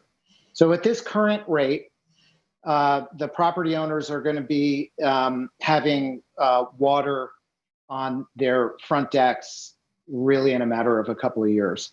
And every year there's continual loss. So I know that this board is not in need of an engineering lesson. I know that all of you, and and even though I'm in California, I've owned properties in East Hampton, and I've been visiting East Hampton either as a part-time resident or a guest for 35 years. So I certainly have seen lots of solutions attempted to beach control out on the East End. And as Chris said, we've encountered a new technology. And so what I'm going to do is I'm going to very quickly play a video that tries to describe, if it will open that is, that tries to describe how PEM works. And I'm not going to get into the details of the PEM technology because I don't think that this is a lesson in the engineering. But the idea is that the PEM technology sort of acts as a differential between the relationship between dry beach, wet beach, and sand deposition. So the idea is that the PEMs allow the accretion of sand around them over a slow period of time. And that eventually allows the beach to build up sand and slows down the beach erosion. So that first series shows a normal process. And then this shows what happens when you install the PEMs. The groundwater leaves via PEM and air comes in, replacing permeable water. Air replaces the escaping water. And the idea then is... Mark, I think the video's jammed. Yeah. Oh, I'm sorry, guys. Well, let's just leave it here. Let's go back to the... That might be too much data flowing over the stream. So here's what these devices look like. So it's a very passive system, no energy. It doesn't result in ground. Pardon me. It's not changing. Yeah, we still have the video stopped on the screen. We don't have. All right, let's stop the share, and then I'm going to try to reload it. Okay.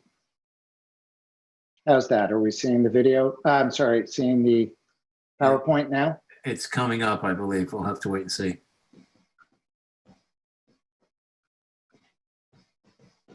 Just seeing a black screen, Mark. Yeah, I see that. That's very unfortunate. So I'm going to just quickly exit and restart. And it's okay if we can't get the PowerPoint to go, then we will. Okay, so what I'm going to do is I'm going to sign off and then I'm going to sign back in. Well, Mark is. Hold on. Yeah, I don't know. That might not be a good idea. Okay, so LTV, I don't think we want him to sign off, do we? Okay. Chair, excuse Oh, me. that is fine. Yes. No, I'll tell you what we're going to do. Rather than risking any loss of connection, I think you see the problem, which is the erosion on the beach, and you see our proposed solution, which is a simple technology that's basically a tube. So the idea that we have is to put about 40 of these tubes into the beach, and they go below, several inches below the surface level of the beach. And from that, let's see again, I'm going to try to share. Let's see if that works. Still nothing. Can I ask you, just for a second, can I ask you, since it's not working, there's going to be plenty of time, can you submit that PowerPoint to the record so that we all have an opportunity to flick through it? I'd be happy to do that. Thank you. Let me explain the main point of what we're seeking to do. We're seeking to install the PEMs below the sand for a 3-year period. We have already received a permit from the trustees. We have received a permit from the Department of State of New York. the coastal certification. We are presently awaiting the joint permit from DEC and the Army Corps. And we believe that we're waiting because we're waiting for the town, the local approval to trigger the DEC to respond. So the success criteria for these devices will be that in the first year, we will have erosion slowing. By the second year, we hope to have it slow dramatically. And by the third year, erosion has stopped. That's our success criteria. In our wildest dreams, what we would see is actually a replacement of sand over time. So to get there, we propose biannual monitoring, which is a permit condition of the trustees, and we assume would be a permit condition of you.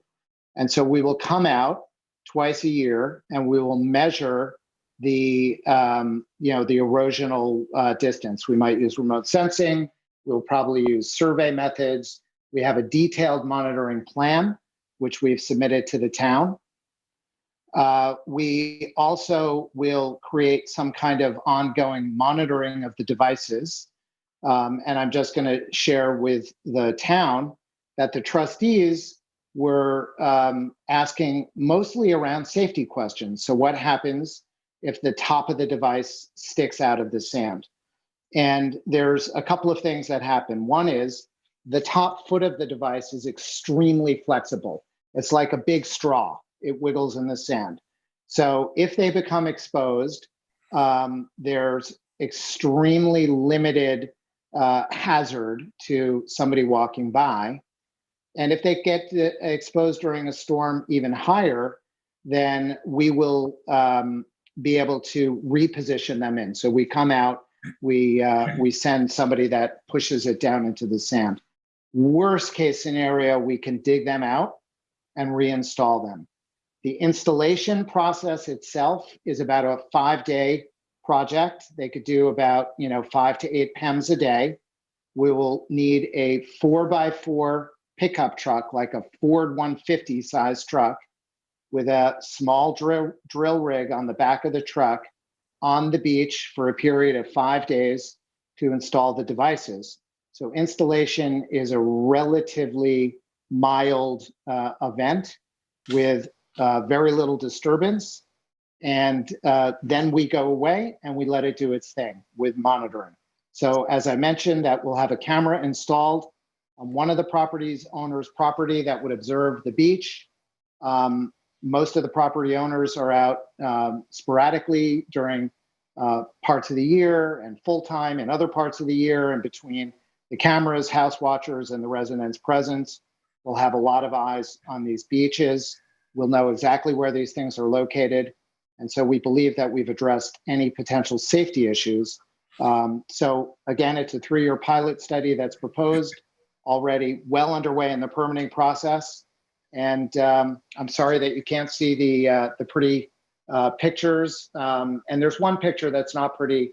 We have, which you can see in the East Hampton storm, the East Hampton Star, of a storm that that shows the water really lapping up over, past the vegetation and onto almost onto the decks of the properties. So with that, I'm going to leave it to questions at this point.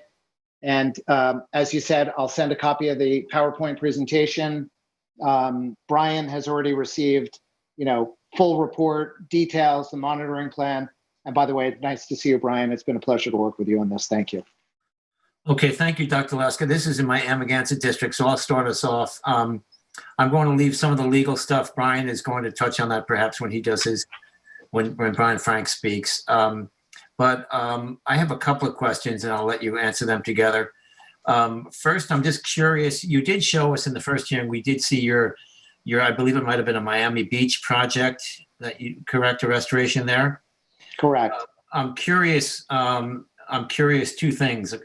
One, how many PEMs were involved in that project? And now you don't even have to answer that yet, but I with regard to this project, we have four parcels of four properties, obviously the trustees' land. And in your site plan, you showed them about from the water to the dune, you showed them about 8 feet. Maybe Brian could bring a document. Brian, maybe you could take over the screen and bring a survey up or something. That would be helpful if you don't mind. Not at all. If you would, Brian, thank you. So Dr. Laska, you show them 8 feet on center, and I'm curious on each property, if that is in fact, I found it hard to believe that on each property you literally only showed you showed one line, and I was curious what the grid is and how many of these you plan on having on each individual property. In other words, what's the layout look like, the real plan? So that's a copy of the plan that we provided, Brian. Mm-hmm. And what you could see there's a series of circles on the beach. And so there's approximately 8 PEMs that go in a straight line, roughly, 4 feet apart from one another, roughly. I think it showed 8 feet apart when I looked at it, but Brian, you might be able to go to that sheet that we were looking at. But go ahead, Dr. Laska. It might be. No, you may be right. But the grid layout is basically from the vegetation line into the low tide line. So you're right. We have 8.2 feet spacing, and then each line is about roughly 100 feet, 150 feet from the next line. So it's about a 60-foot line with about 8 PEMs per line, roughly 150 feet apart, and roughly 1 row of PEMs per property. So thank you for that. That's what I want to clarify. I'm just curious with your expertise. I was actually quite shocked that they are that infrequent. And I guess that you believe that one line of these in 160 feet of these 2.5-inch diameters is going to make a difference. I imagine you do, but could you discuss that a bit? I can say something there, Mark, as well, because please go ahead, Chris. They're actually more condensed than in other projects, because it is surprising. I agree with your intuition that it seems surprising, but the technology works even more spaced out than this. Because of the extent of the erosion here, they're putting in more than they usually put in. It's just all about improving the drainage. The vertical pipes allow water it gives water an alternative route to flow out into the sea, and at that distance it works because each of those pipes is breaking through potentially like a gravelly or silty or clay layer, so that water can flow vertically, not just horizontally. Yeah, sure. Again, it's a very interesting concept, but I'm just shocked that these 8 2.5-inch diameter holes, even if it is a clay, as you say, it probably is down there. It's just very surprising. I would have expected these to be like on a 8x8 grid or something like that, but I guess that's not the technology. Yeah, they were spread out this far apart in Florida. They were, and they were very effective in Florida. And we're happy to send you before and after photos for the period of time that they were used. Yeah. Okay, board members, some questions for Dr. Laska or Mr. Anderson? I might have a question or two. By the way, I'm interested in this process, and I'm hoping you can keep the ZBA informed during the 3 years that you're monitoring it and keep us up to speed as well. The question that I have is, what happens after the 3rd year? What happens after? What we hope has happened is that the erosion stopped and the tubes stay there. Or indeed, even that there's some accretion of sand. Right, but you have that groin to the east there. That's part of the problem, is it not? Yes. That's what we hope to counter with these. So the hope is that they stay in there, and that potentially others may wish to adopt the technology for elsewhere, but if it hasn't worked and the pipes are basically protruding, we will remove them. Yeah, again, okay. And restore. Yeah, so, and we felt that after 3 years, we would start to see a response of the beach to their presence. Our hope is that it happens sooner than 3 years. There's no hurry to remove them if they're effective. And honestly, it's my belief, and I think Chris's belief as well, that if these things are effective, you're going to be hearing PEM installation permit applications on a pretty frequent basis. And so hopefully this is a passive technology that is effective. Yeah. Now I'll jump in one more time. If you were in the future to come back and say if this was successful or not, but I guess I'm wondering if there were twice as many, if they were every 80 feet instead of 160 feet, does technology suggest that it would be more efficient or it would expedite the process? We asked the engineer about this. He's confident that this is the right installation. Wow. I mean, it's possible. I think it's a law of diminishing returns. Once you put more in, that this is enough to allow the water to drain. Wow. And you mentioned, Mr. Anderson, in Europe, there's been a lot of success in Europe with this as well? Yes, Denmark, the Netherlands, and elsewhere. Mm-hmm.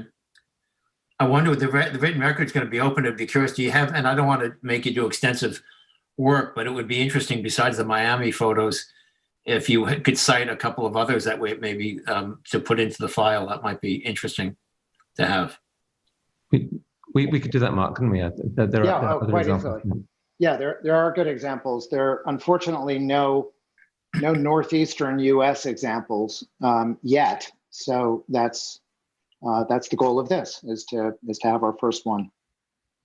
And there is a professor at Florida University, Stephen Leatherman, known as Dr. Beach. He's an expert in beach erosion and dynamics, and he's very excited about this technology and thinks it's long overdue to have it tried out in the U.S.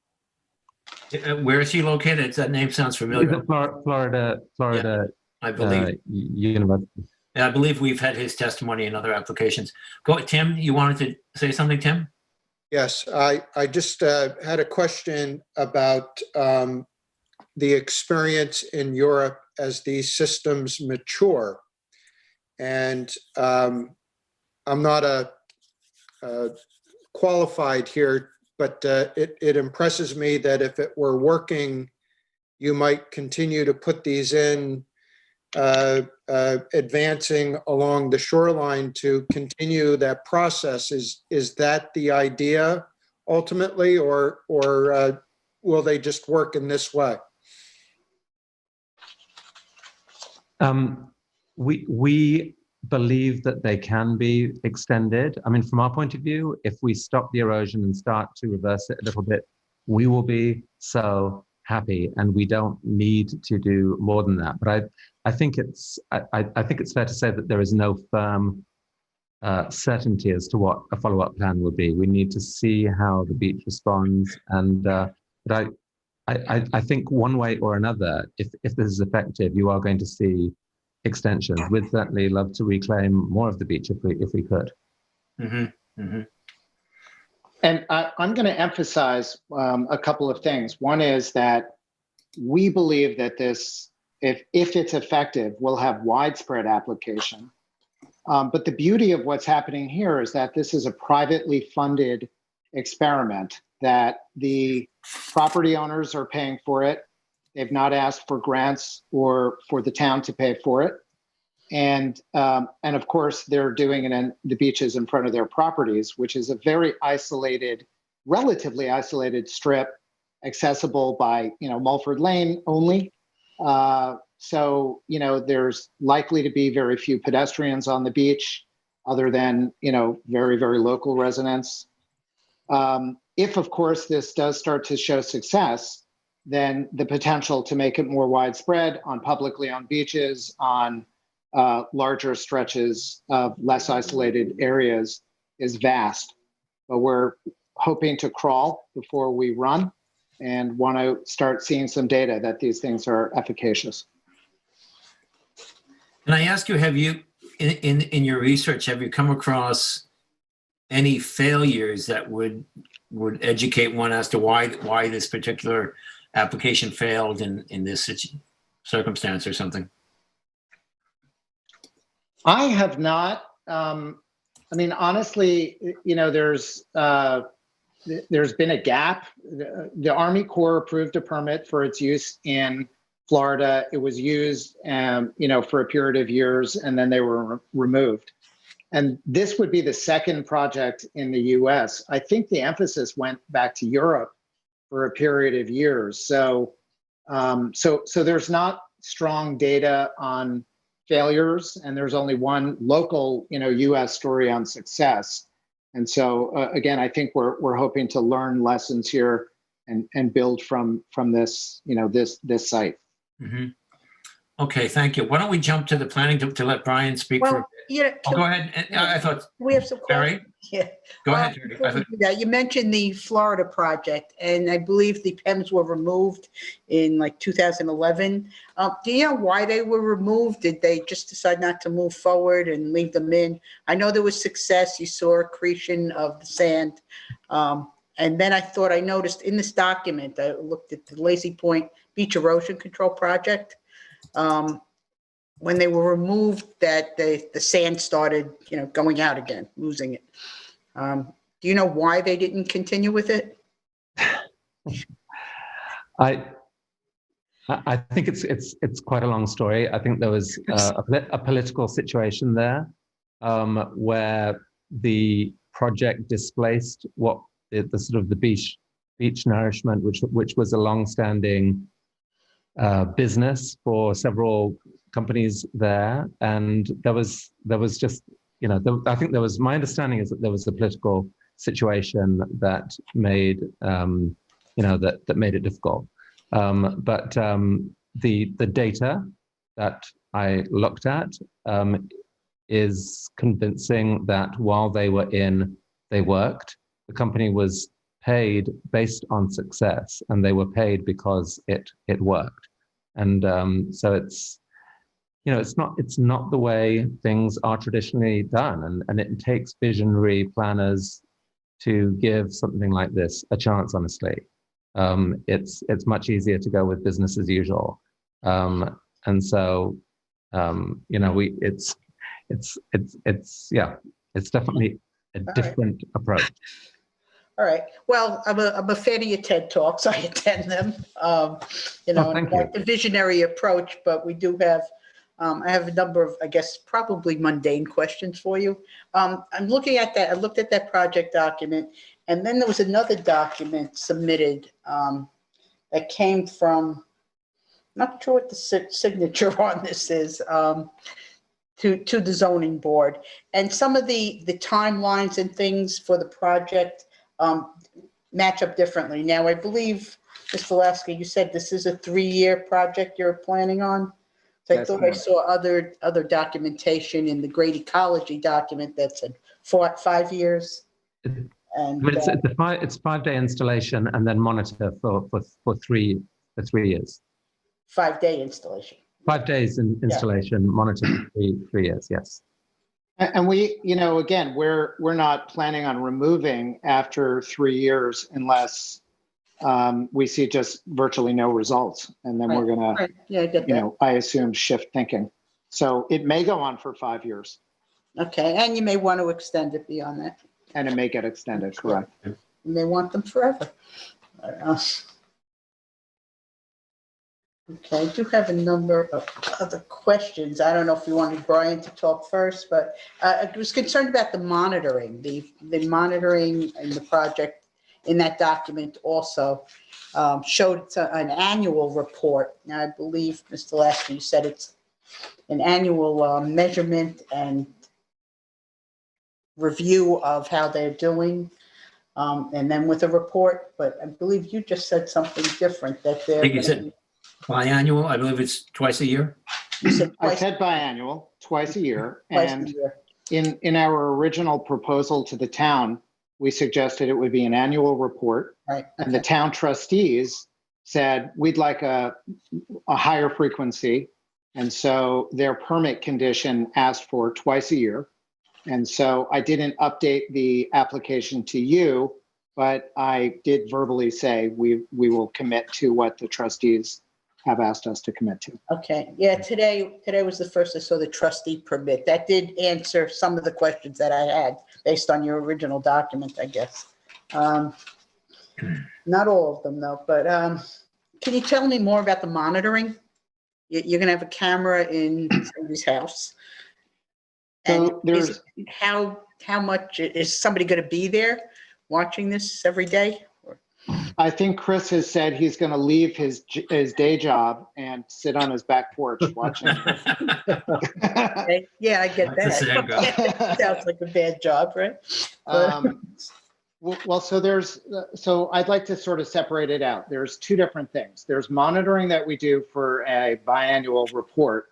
The other is an ongoing kind of awareness of the day-to-day situation out at the beach. So the monitoring for the report will be, specific detailed measurements of beach width.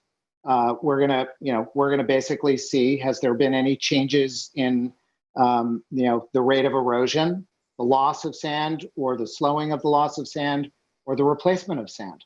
So those are measurements that we would do twice a year. Somebody will go out and actually, take specific measurements. The camera is just an idea that we're more monitoring for safety. Should there be a storm? Should there be some occurrence of a displacement of sand that results in the top of a PEM sticking out into the sand? We're hoping that a combination of the property owners being present, house watchers, supplemented with cameras well placed, could give us, kind of an ongoing view of what's happening. And that would allow us to react to any unexpected situation where a PEM is exposed. Okay, now who has the responsibility, the accountability for that? If you have a number of different people doing that kind of monitoring. Well, I'm assuming that Mr. Anderson and the property owners will hire me or a company that looks like mine to make sure that this thing goes forward as we plan. And just one other thing for now. In this document that I'm looking at, received September 20, 2019. Again, I'm not sure if Mr. Anderson wrote this. All four applicant names are at the bottom of it. Came from Lloyd and Company. There's a statement here that they've taken care to ensure that there'll be no downside to the neighbors, and that's good. But it does state that if the project's unsuccessful for 3 years, it'll be removed. Simple as that. And the contract includes provisions. If any tubes are uncovered by storms or other erosion, they'll be recovered or removed within 7 days. Is that a commitment you're still making? Or has that been updated? There is very specific language in the trustee permit about that. Off the top of my head, I don't recall the number of days that we committed to, but it is in the permit. And I think it was a little bit longer period of time in the trustee permit. I think the idea was if they pop out, we're going to address them as quickly as we can, get somebody out there to do it. Okay, I'm just trying to reconcile, differences that are listed in these documents. So, okay, so go by the trustees for what you're offering in the monitoring and the replacement repair area. To me, that's the cleanest way to do it so that we don't have different conditions for the town and the trustees. And we've yet to get the DEC to issue a permit. So we'd ideally like one set of conditions that are consistent. Okay, so I assume all of this will be updated as this goes forward if it's approved? Yes, it would be. And it would be part of the determination as well, I'm sure. Ed, I know you probably want to jump in too. I just want to ask one quick question with regard to the monitoring. Is it possible where you would put some sort of a chip on the top or at some location or the bottom of these PEMs so that you could actually find out the accretion? In other words, I believe you're putting the tops are going to be about 1.3 feet down, I believe, initially. And I'm just thinking if you had a computer chip at some point where they could be picked up, you could see that 1.3 has gone to 1.9 or something, if you follow me. I do follow you. We hadn't contemplated that. At our heart, we're all Luddites, and we're hoping that just simply going with rulers would accomplish what we needed.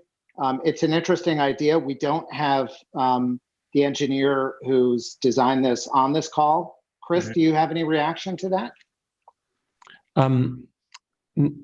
I know that that's not currently part of the technology, so I don't know whether that is possible.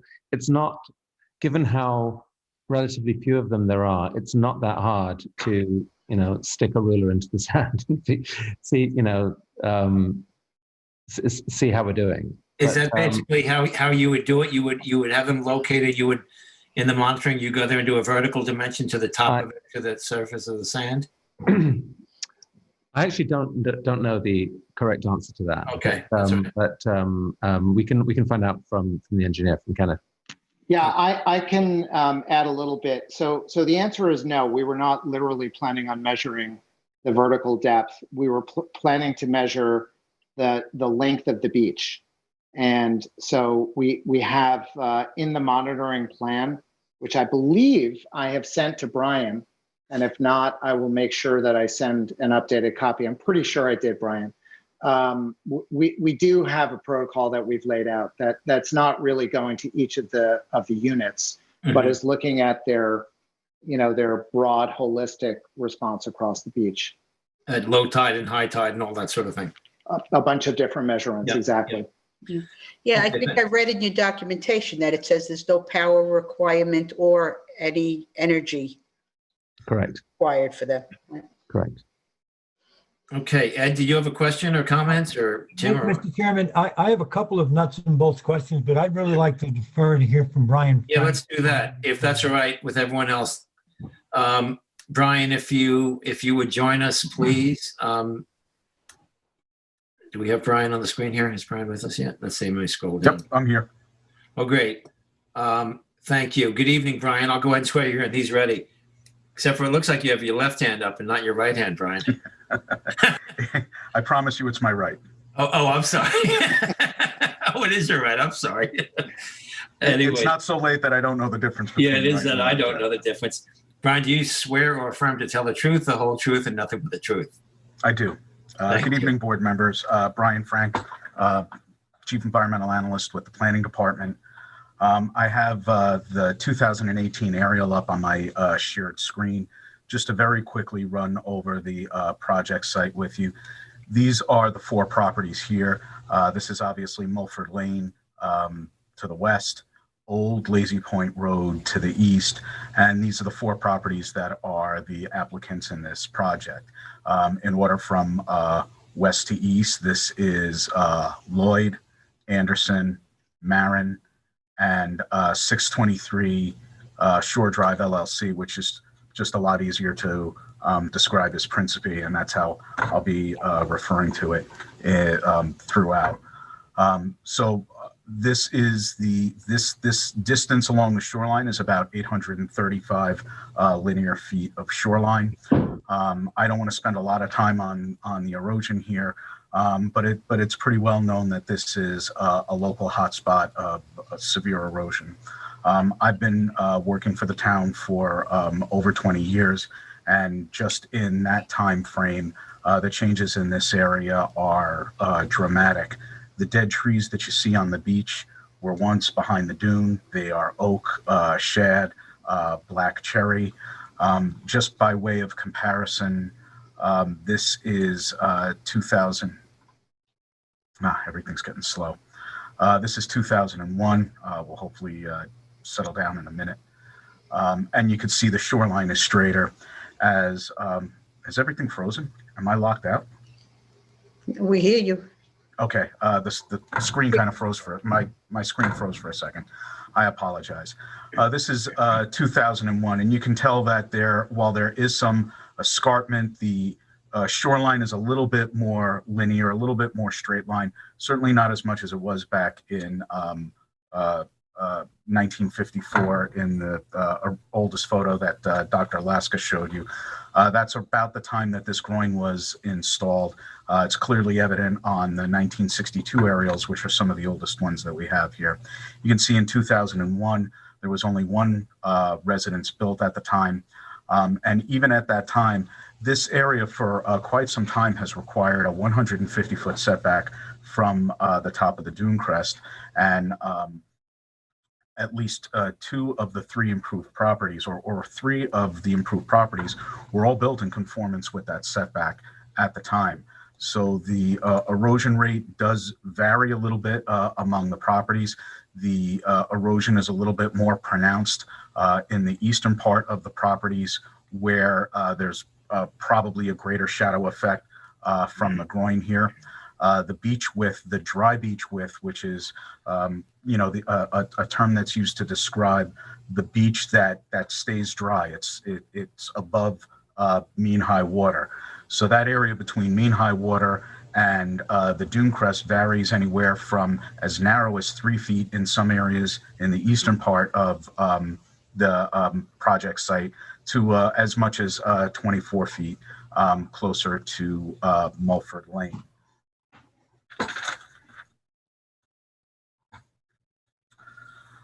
All 4 properties have scenic easements seaward of the house.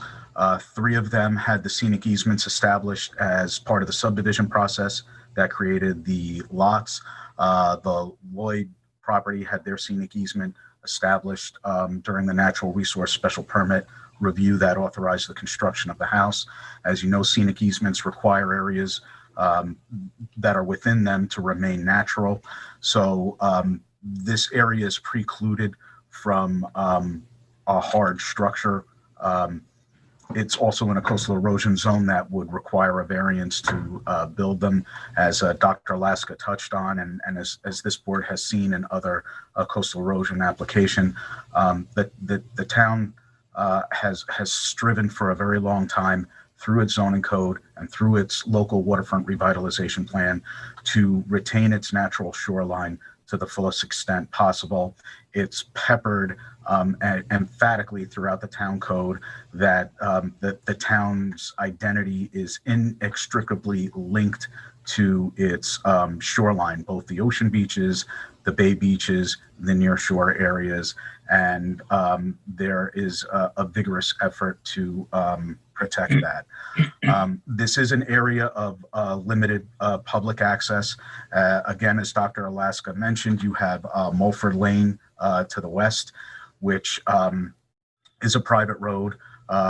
Although you'll see cars parked at the end of it periodically, there's no lot per se.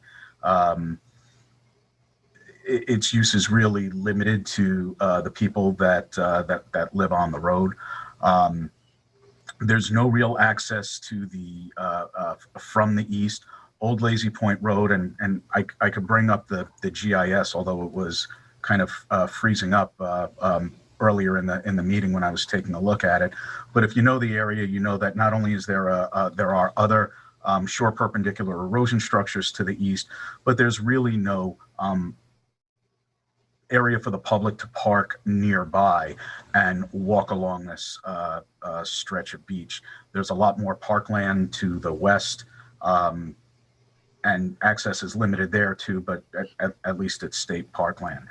Arguably, there is public access below mean high water. A trustee-owned beach, the public trust doctrine allows for a certain amount of riparian access along the shoreline, seaward of mean high water, and then below mean low water. And technically, I believe you're on state land, but the ability of the public to access and use this beach is pretty limited.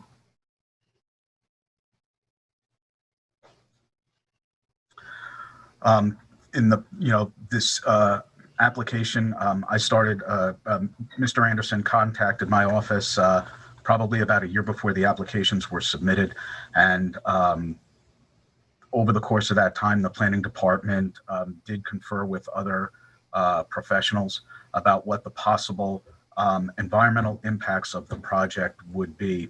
And that's really the lens that the planning department used to review these applications, is not so much about whether they're going to work or not, but are they going to result in harm? Are they going to result in adverse environmental impacts, either those that we see from traditional erosion control structures, or impacts that are maybe unique to this technology. As the board knows from other applications that we've seen, typically in an erosion control structure application, you have resource loss from the footprint that the structure occupies. They are on the beach, they are on the dune, they require excavation in these areas. There is a reduced use of that area by wildlife, by the indigenous plants, both terrestrial wildlife and marine wildlife in the littoral zone. These structures all often protect the properties that they're intended to protect at the expense of the properties on either side. They frequently result in flank erosion or end scour, and they frequently result in a lowering of the beach seaward of the structure as a result of wave reflection, waves bouncing off the hard structure and taking the sediment with them farther offshore, and that gets transported elsewhere. These are unlisted. This is an unlisted action. A lot of what the zoning board sees are type 2 projects. We don't often have to involve ourselves in the State Environmental Quality Review Act, SEQRA, but this is an unlisted action. The zoning board is the lead agency. Again, that might be one of the reasons that the DEC has not issued their permit yet. They're probably waiting for the lead agency. And the planning department has prepared draft environmental assessment forms for each of the 4 projects. The planning department has not identified significant potential adverse environmental impacts, which is the threshold that SEQRA uses to require a positive declaration and the preparation of an environmental impact statement, is if there is one or more moderate to large potential significant environmental impact.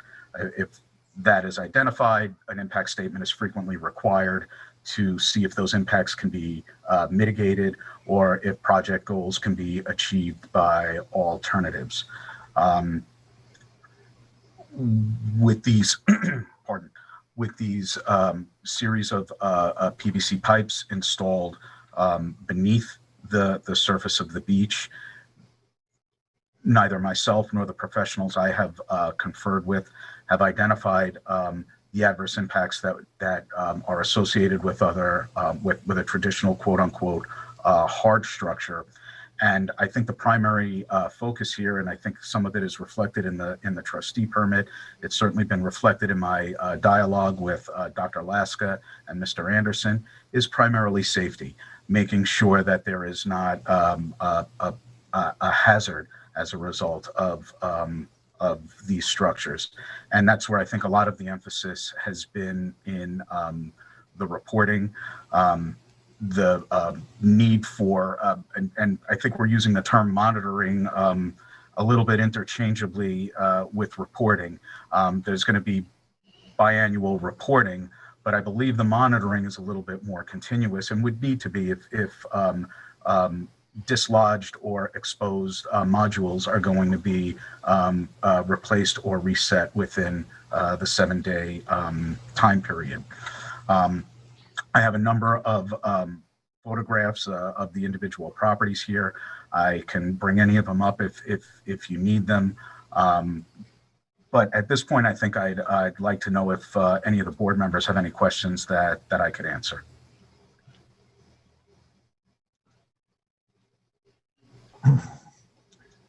Well, I have a couple of questions, Brian, that I'd like to raise. Possibly you can answer them. Possibly they're really more appropriately to be answered by the team of Mr. Anderson and Dr. Laska. But I know that the access to this project will be off of Mulford Lane. That's a private road. I parked and walked the beach. There's a limited opportunity to get down to the beach from there. And in their project description, They said that the project, the beach access will be maintained for the length of the project and that no adverse damage will be caused to the area. I believe them in that. I'm wondering if whether or not getting access off of Mulford will require any additional approvals from residents on Mulford, any kind of, and that's your access point there. And how do we plan to do that? Do we know for a fact that you'll be able to enter from there? Because obviously entering through the properties that are being we're discussing would be problematic, if not impossible. So that's one question I have about what do we know about your ability to enter there and do the limited amount of damage and obviously replace in kind what you've done when it's done. And I don't know if you've dealt with it or we have to look a little further into the what the local homeowners association would think about that. So I can respond to that. We have reached out to the local homeowners association. We don't have a clear answer from them. We don't have permission, but we don't have no permission. The default way in would be through the Principe parcel, and that would be complicated, possibly doable. And so we're hopeful that what you could see from this photo that it's a relatively easy access point. Yeah, it is an easy access point, Dr. Laska, but you still have to gain permission for this. There was also a question of a 1 foot state ownership as you come down the road. Can you comment on that, Brian? There's 1 foot that runs the entire length of Mulford Lane. It's owned by the state. Would you need state permission to cross there as well? Well, I don't know how strictly the state would monitor that strip. And if you notice Dr. Alaska's photo from 1954, there used to be a path or a pair of paths actually that bisected the properties. I don't want to bring up, I'm not going to bring it up, but if you take a look at Dr. Alaska's 1954 photo, you'll see that there are two paths that went across all four properties from Old Lazy Point Road, or that's a continuation of Shore Road, to Mulford Lane. And I don't know if this 1 foot wide strip was established to try to limit that. But I think if the DEC is giving out a permit for the activity, I don't know that there's much policing or enforcement or issue of trespass associated with that 1 foot wide strip. Yeah, I agree. You're probably right with that, but I still think access off of Mulford has to be somehow established that you get permission from the owners. Let me ask another question here, and that is that it mentions in your project description that local contractors would be hired to do the actual installation. Local contractors are not people who have worked directly for you. So what kind of supervision or oversight is there from the technical and on your part, Mr. Laska, Dr. Laska?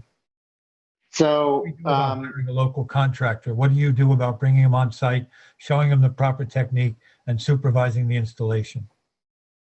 Yeah, so it's not fully been worked out how this will go. There's actually two companies involved. One is the company called EcoShores, which is the distributor and installer of the PEM devices. My firm is a consulting company. We do have a New York office and we have local staff, not local to the town, but local to that are not in California like me. And certainly one common thing that our firm does is oversee construction, regulatory design, monitoring of projects. So we have a 20-year history of making sure things are built the right way and managing, on-site work.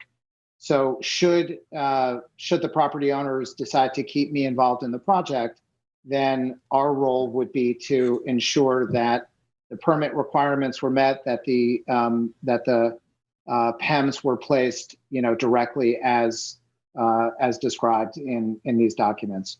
But there's one party that is not on this call, which is EcoSure, and they're ultimately the engineer that designed the placement that Chris referenced earlier, and the company that owns the the license to install these devices. And so I think that they would very much have an opinion about who they hired. They don't keep an army of contractors on call. So my guess is that they would have to go and interview and select the appropriately qualified implementation company that would go out and actually do the installation work. Yeah, well, thank you for that. I still think there's that question about how it would be immediately supervised, but I guess you can deal with that if you hire a local contractor and have to decide just how that mechanism is going to work. I do have one other question, and that is, what is the town's liability if for some reason the homeowners were to abandon this project with these tubes all in place? Is there some way in which this is contracted in a way to protect the town from having to go remove these tubes? I don't anticipate you will. I think it's an excellent spot for us to experiment, and I think it's an exciting idea to consider. But if it went in another direction and we have 40 to 60 tubes in the ground, who's liable for removal of those if the project doesn't seem to work? So what we encountered the same exact questions from the trustees, and the solution that that satisfied trustees and their counsel were for the contractor to maintain liability insurance of $2 million or more, and would maintain that through the life of the project, and that they would provide a certificate of insurance naming the trustees as additionally insured. And I would assume that a permit condition could extend that to the town as well. I am not a specialist in insurance, and I am definitely not a lawyer. So should we need to address that, then we're happy to. But I think the point of the liability insurance on a contractor only deals with injury in an injury thing. If there's it might fall upon a homeowner's insurance or something like that, but I don't think it falls on the contractor's liability insurance. Yeah, appreciate it. And we're certainly, I mean, I think by the very nature of the property owners going through a 2-year, research and permit process, and then paying for the installation of the devices, that they will accept liability to remove the devices should they not work. I think that they've been very, very clear about their interests here. Yeah, it's part of the contract that if this doesn't work, they are removed, and we are quite happy to be on the hook to do that. Is that the same if there's a major storm that somehow dislodges all the PEMs? Yes. Yes. Hey, Dr. Lasker, what company are you? Are you Great Ecology? Yes, ma'am. Okay, thank you.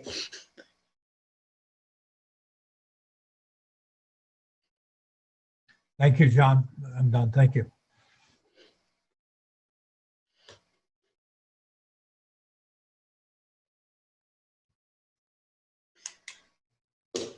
There we go. Dr. Marin? Okay, sorry. Right. Dr. Lasker, I was going to ask you, since these are only 2.5-inch diameter, it seems to me that both the installation and the extraction, if necessary, would be quite simple. I think you mentioned like just an auger off the back of a truck, and I mean it seems like would not be a major ordeal. Is that correct? That is absolutely correct. Okay. Brian, any other board members, any other questions, comments to Brian or to Dr. Lasker, Mr. Anderson? Well, Mr. Chairman, I only got the copy of the trustee permit today, and I had a number of questions in that area. Mm-hmm. So since we're continuing this next week, I can take a look at that and then ask whatever questions are left next week. Sure. Okay. And I neglected to do a field report, thinking we had all the info we needed. But I will also go out and do a field report and get some of the individual shots and things like that for next week as well. So let's see, council, is this a good time, do we think, to, Well, I is think if Grace we the have witness? anyone, yeah, if anyone from the anyone in the public, public, I'm sorry, we certainly want to include the public, thank you. LTV, do we have anyone waiting on hold? Yes, there are 2 callers on hold. I will unmute the first caller. The last 4 digits are 7619. I'll unmute that Okay, now. Thank you. Hi, this is 7619. I don't have any comments. Okay, Moving on. I don't know what they're, oh, maybe they're on the line for something else. They could just be listening in, but the next caller, the last 4 digits are 3995. I'll unmute that now too. Thank you. Hi, good evening. Joe Karpinski from Bayview Avenue. Hi, Joe. Good evening. 2 things. One, give us, I'm going to swear you in, and also give us your address on Bayview, please. If you want to give me that first. 14 Bayview Avenue, right hands in the air for you, ready to get sworn in. Great, thank you. Do you swear or affirm to tell the truth, the whole truth, and nothing but the truth? I certainly do. Okay, good evening. Go ahead, please. Good evening. Good evening, everyone. I have several questions when it comes to this. Obviously, you know my affinity for structures in general in this area. Now, I love the fact that they're going to try to do anything to be innovative on science. I know that several of my questions were already brought up tonight.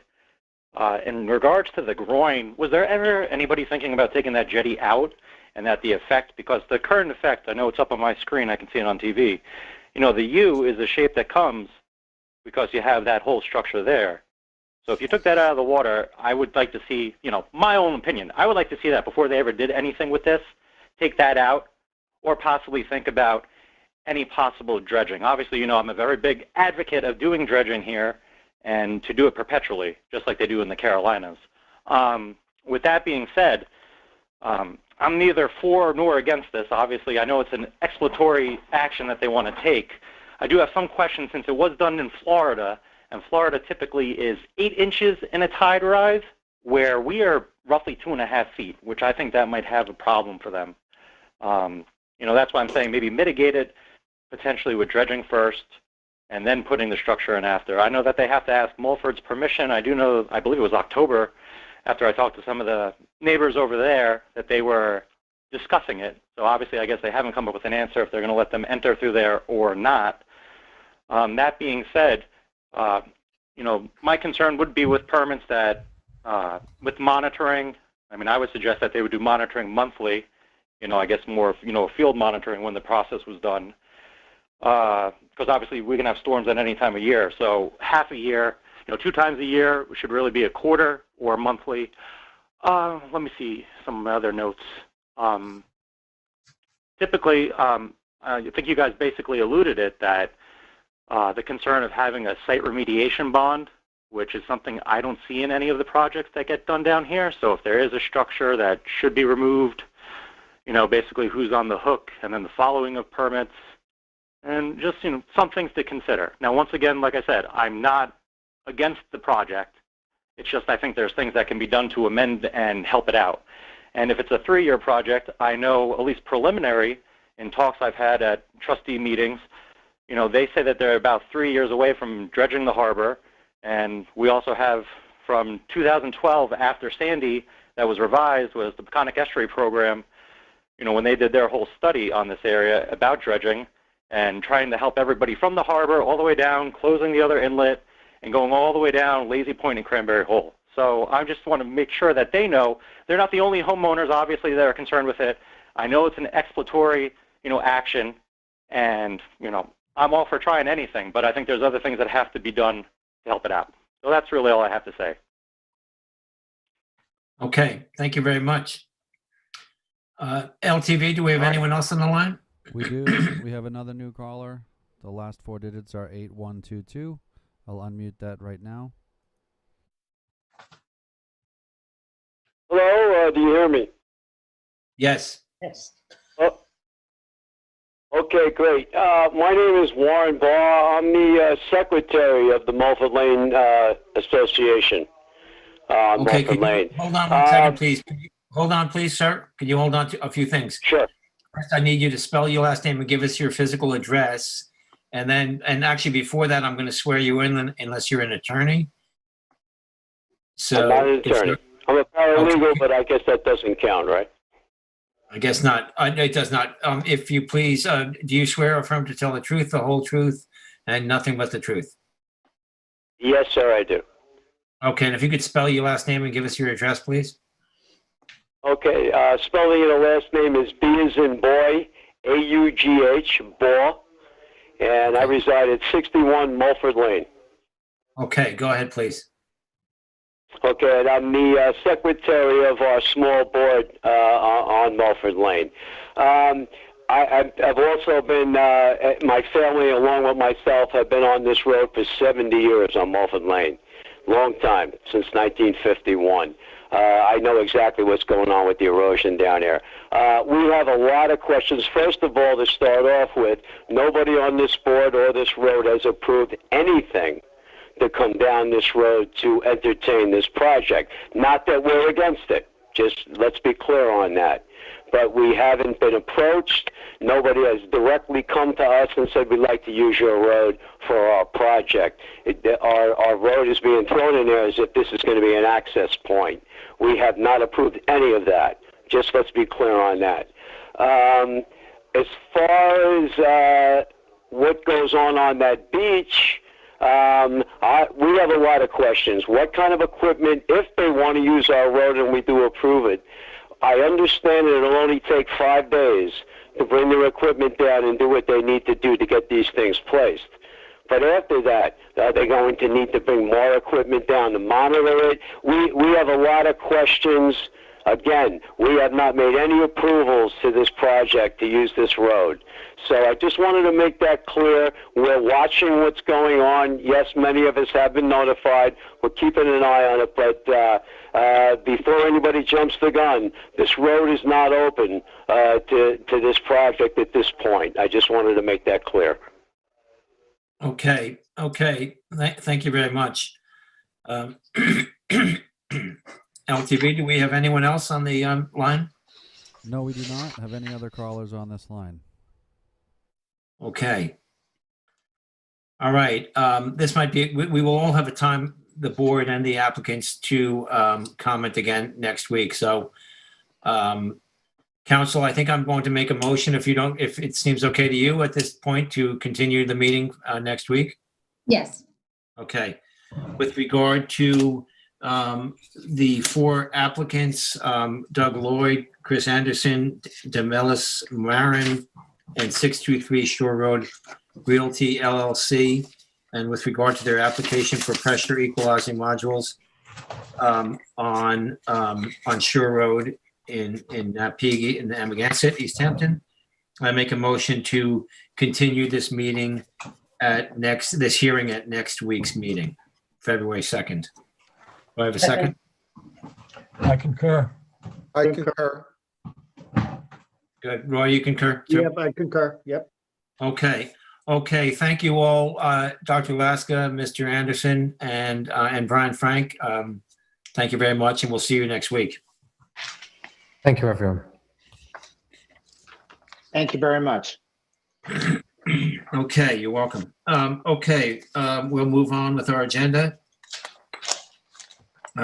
Next, we have public hearing decisions. The first we have is Rebecca Naster. The lot size and location is 12,355 square feet at 11 Windward, East Hampton, tax map number 300-103-5-43. Description is to allow an approximately 350 square foot patio to remain within rear yard lot line setbacks. And the relief sought is 1 variance of 4.7 feet from section 255-11-10. Table of dimensional regulations of the town code is required to allow the patio to remain 5.3 feet from the rear yard lot line where a 10-foot setback is required and any other relief necessary. This is in the B residence zone. Flood zone is X. Secret class is type 2. And council, do we have a proper affidavit of service and posting? We already did our hearing. Oh, I'm sorry. Jeez, That's okay. You had me going for a minute there. Okay, this is in board member Brenneman's Tim's district. Tim, do you want to start us off, please? Sure. For some reason, I thought Member Daleen took the lead on this. Oh, did you, Roy? Maybe this is in Heart of Springs. I'm not sure. Levin Windward? Yeah. Is that Roy? Roy, is that you? You there, My Roy? notes show that Roy did do the field report on it back in. I think Roy should. Roy, you there? You're on mute, Roy. Hey, Roy, you're on mute. You're on mute. Roy? Yes, sir. I'm getting my bearings. This one goes way back to, I think, back in October, I believe, or something. Like No, November. We did it. November 10th. November. The other one. The other one is October, I believe, maybe. Mr. Chairman, if Vice Chair Daleen would prefer, I'm happy to take the lead, but I just wanted to defer to him as the one that did the field report. Yeah, just remind me, what date was it again? It was November 10th. All right, I'll pull that up. Sure. Since it's in your district, Tim, I'm sure Roy's fine with that, Roy, if you want. I'm fine with that, yes. Yeah, please go ahead, Tim. Okay, so I actually went back and rewatched the hearing today. So the hearing did occur on November 10th, and the survey that we were using was dated December 13, 2017. As noted, this relates to the brick patio. Actually, it shows as a stone patio there. That is 5.3 feet from the side lot line. It requires a 4.7 foot variance, which is actually a 47% variance. This property was purchased in 2007 by the applicant, indicated during the public hearing that the deck was actually constructed prior to her purchase and prior to the closing. If you'll recall, the whole conversation revolved around the fact that it was a fairly minor, I would say, variance. However, the board was concerned about conditioning screening along the property line. And we were asking the applicant if they would be willing to maintain that screening. Just as a reminder, there is the 4-foot wire fence that is on the applicant's property. Then there is another fence on the neighboring property, which I believe is made of some kind of plastic material. And then there was a row of, I believe, arborvitae along there. And of course, our concern was with any approval that we would also condition it so that the applicant would maintain some level of screening. The applicant refused to do that. And so said it was a very expensive proposition, said I can't afford it. A member or a planning department member, Michael, suggested we could consider maybe a stockade fence. Again, that seemed to be problematic for the applicant. And I have to say, I wonder in this case if the applicant might not have been better off with a representative who is a little more familiar with our process.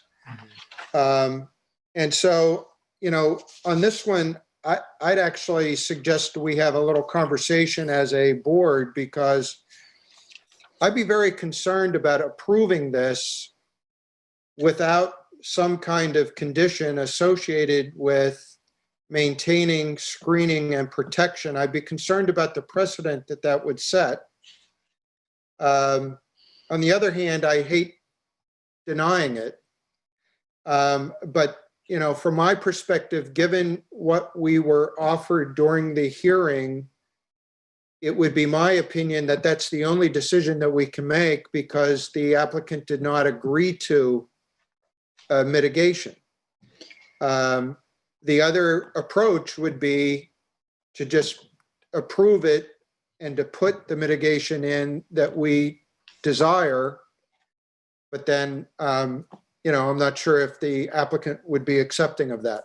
So do we want to have a conversation about this, or we just want to go around the room? Actually, I'd like to jump in on that. You know, I agree. At the hearing, the applicant was a little perturbed. I think she had to wait a long time to get on the call and all that. But we did get a letter from her on November 17th with some pictures that she measured the patio area. And then she said, I will put up whatever fencing you request for that specific area. So she had a change of heart in a more calmer moment, I guess. Maybe she did speak to someone else, a friend or something. So she is willing to do that. But what I recall is she was not willing to do a CNR.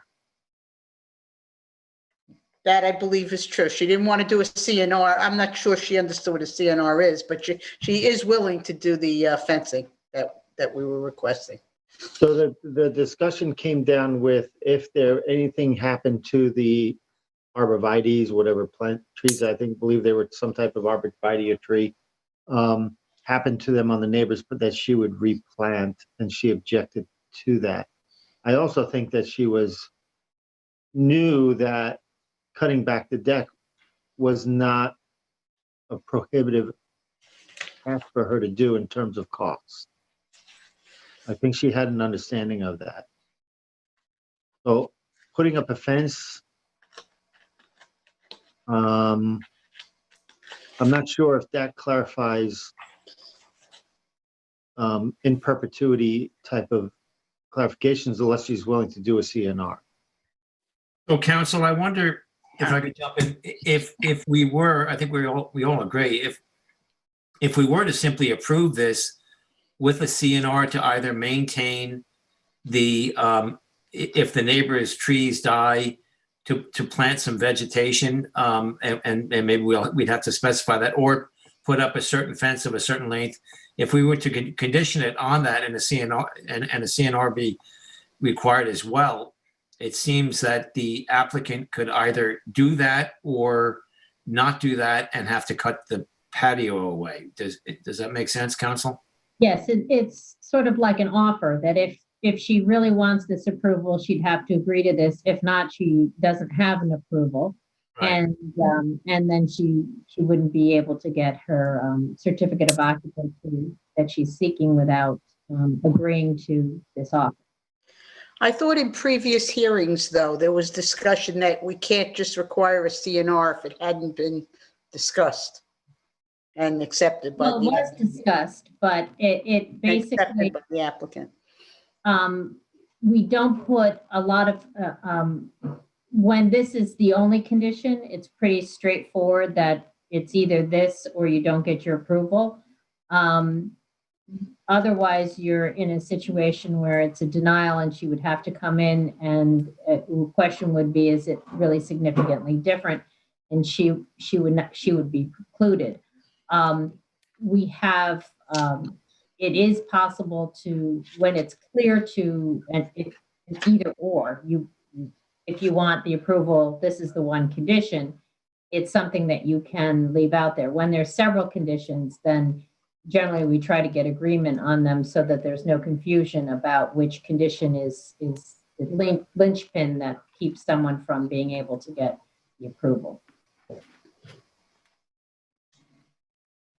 Can I just say, I think we should make a point of making it clear that the letter of the 17th agreed to whatever fence we might recommend, but did not agree to vegetation. I know that's been said But I think it's important because that was her key reaction to the hearing, that it would be far too expensive for her to do it. Here she points out they would not be in keeping with the arborvitae. But at this point, there hasn't really been any acquiescence on the applicant's part relative to the vegetation. So I think it would appear to me that the most cost-effective thing is just to cut back the deck. That would appear to me to be the simplest way to resolve it. It's a patio, right? Yeah, it's a small triangle. It's not. It's a small triangle of this deck. I mean, if it's legal, I agree, Roy. But at the same point, and I believe, as Tim said, she was not. Perhaps maybe she could have used some assistance as far as representing the application. But I think if it's all right with council, I'd be fine with putting that in as a condition. And then if she doesn't want to abide by that condition, then she'd be compelled to cut the deck back to meet the setback. Just my opinion. Well, I think we have to be very specific on what it is that we're asking for. Yeah, actually, thank you, Tim. I was going to say, actually, I meant to add to that I would recommend that you see on the survey where it says 5.3 feet, that we'll call that the closest point of encounter or something to the deck. I would think that we would want to say that within 8 feet of either direction of that closest point. So in other words, 16 feet of either 6-foot stockade fence or a 6-foot non-deciduous trees approved by the planning department or something like that, 6 foot high. I mean, does that make sense to you all, or? Just so I have That it. condition, yeah. As a condition, and a CNR for that too. It's a 4.7-foot variance here. Well, I guess that's 50% almost. 47, yeah. So it's 6-foot stockade fence or a 6-foot Non-deciduous, non-deciduous. some evergreens that would be approved by the planning department. I'm just pulling up the photos now, and it appears that she can do that. I thought the arborvitae, I thought there was plantings that would make it difficult for her to put a fence in there, but it appears that it can be. The plantings, are they her neighbors? Yeah, the neighbors, the trees are on her neighbors. Yeah, They they have require a fence. These are on the neighbors, and the solid fence is the neighbors, and then she has a wire fence in front of that. So in place of the wire fence, she could easily put up a 6-foot fence. Yeah, and she can even take her wire fence and shove it further away, closer to her property line. Can I just get clarification? Is the requirement that she put up this screening, if the current screening is in any way diminished, or is it in addition to what's currently there? I think I'm fine with, those trees look very healthy to me that the neighbors have. I'm fine with it being in case those are diminished. I mean, who's going to police this becomes the next question, I guess. But Well, wait, now you want screening as well as the stockade fence? no, right now there's plenty of screening. I think we were all talking at the hearing about future conditions should those trees all fall down or die or something. Okay, but if she puts up the fencing, is that still necessary? No, I'm saying to me it wouldn't be necessary. This is all a future condition that in the event that those trees died or were removed by the neighbor, that she would be compelled to do this. That's my point. But in the future, she would be compelled to do the fence? Or the planting. If again, who's going to police this? Yeah, exactly. Yeah. But I'm in agreement, it should be 8 feet on either side of the 5.3 line on the survey. Mm-hmm.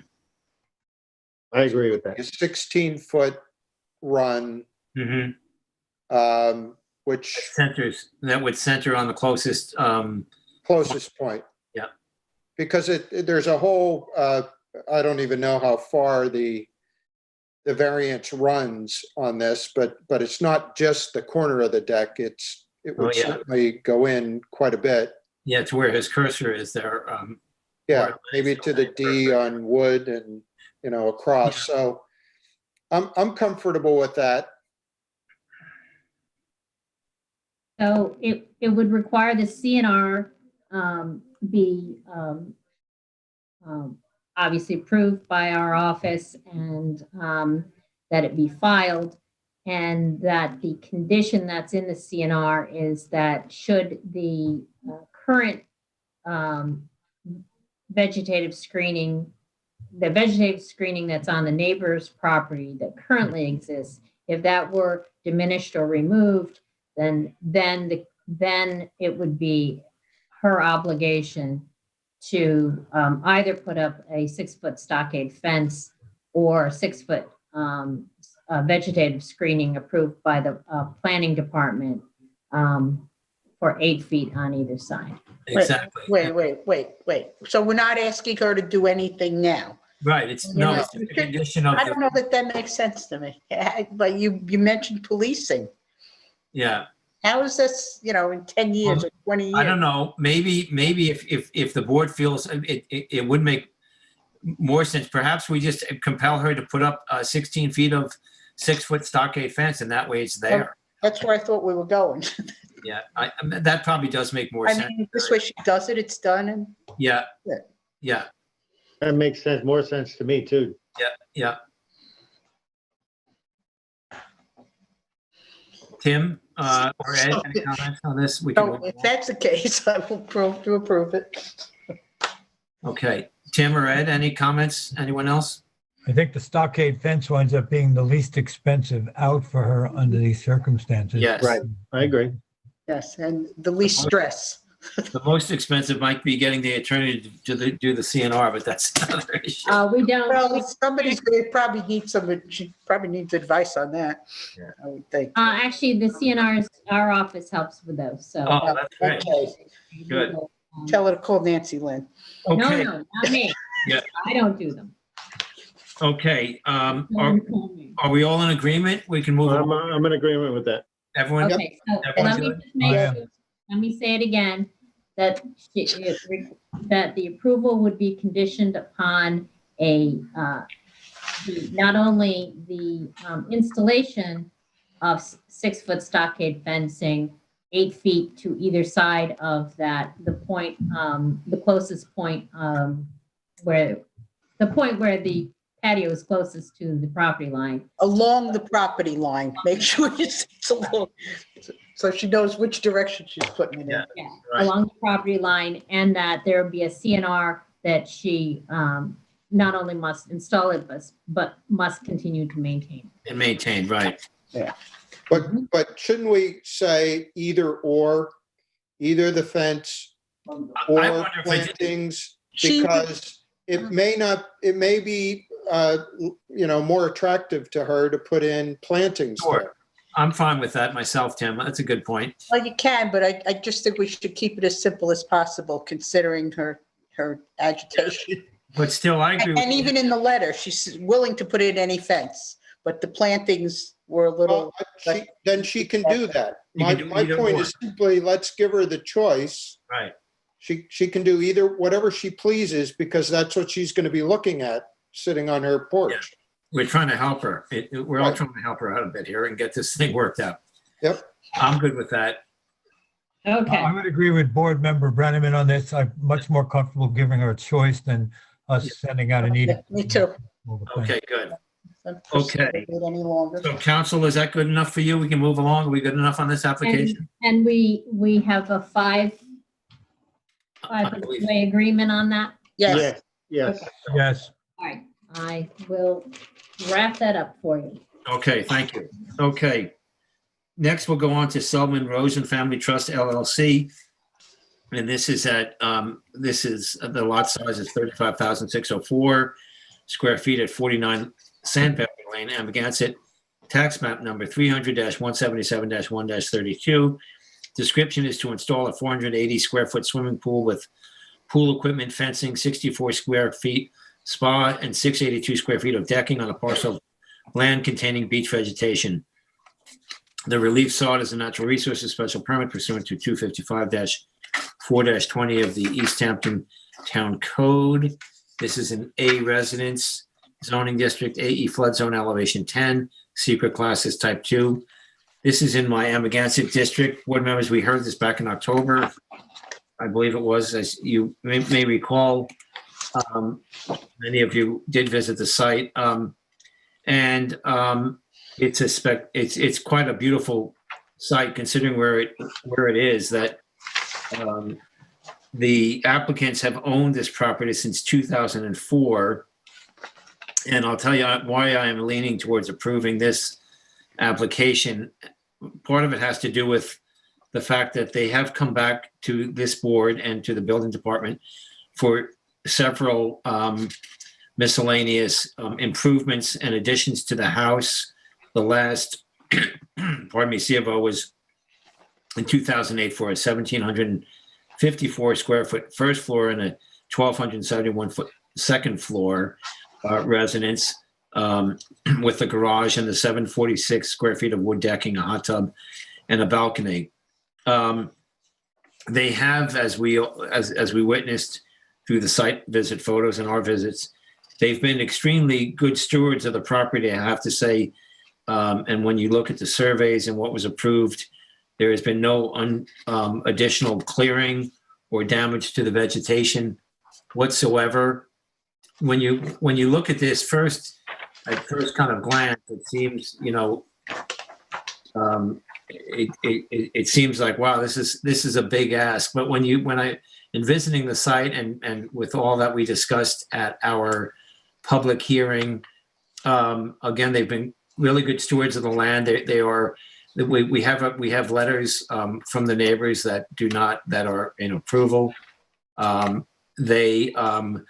We discussed at the hearing with, I believe it was Britton Bistrian, I believe, was the agent, that I think Roy and I were focusing in on this, that the project limiting fence go up both sides of the driveway, basically would encircle the driveway in the parking area, and then it would turn and follow the proposed clearing line. That would be a project limiting fence, and follow that all the way around the perimeter of the proposed pool and hot tub and deck, so that this project, they could get the Bobcat in. It's it's not a deep pool they're building, and it does meet the town's separation from groundwater requirements.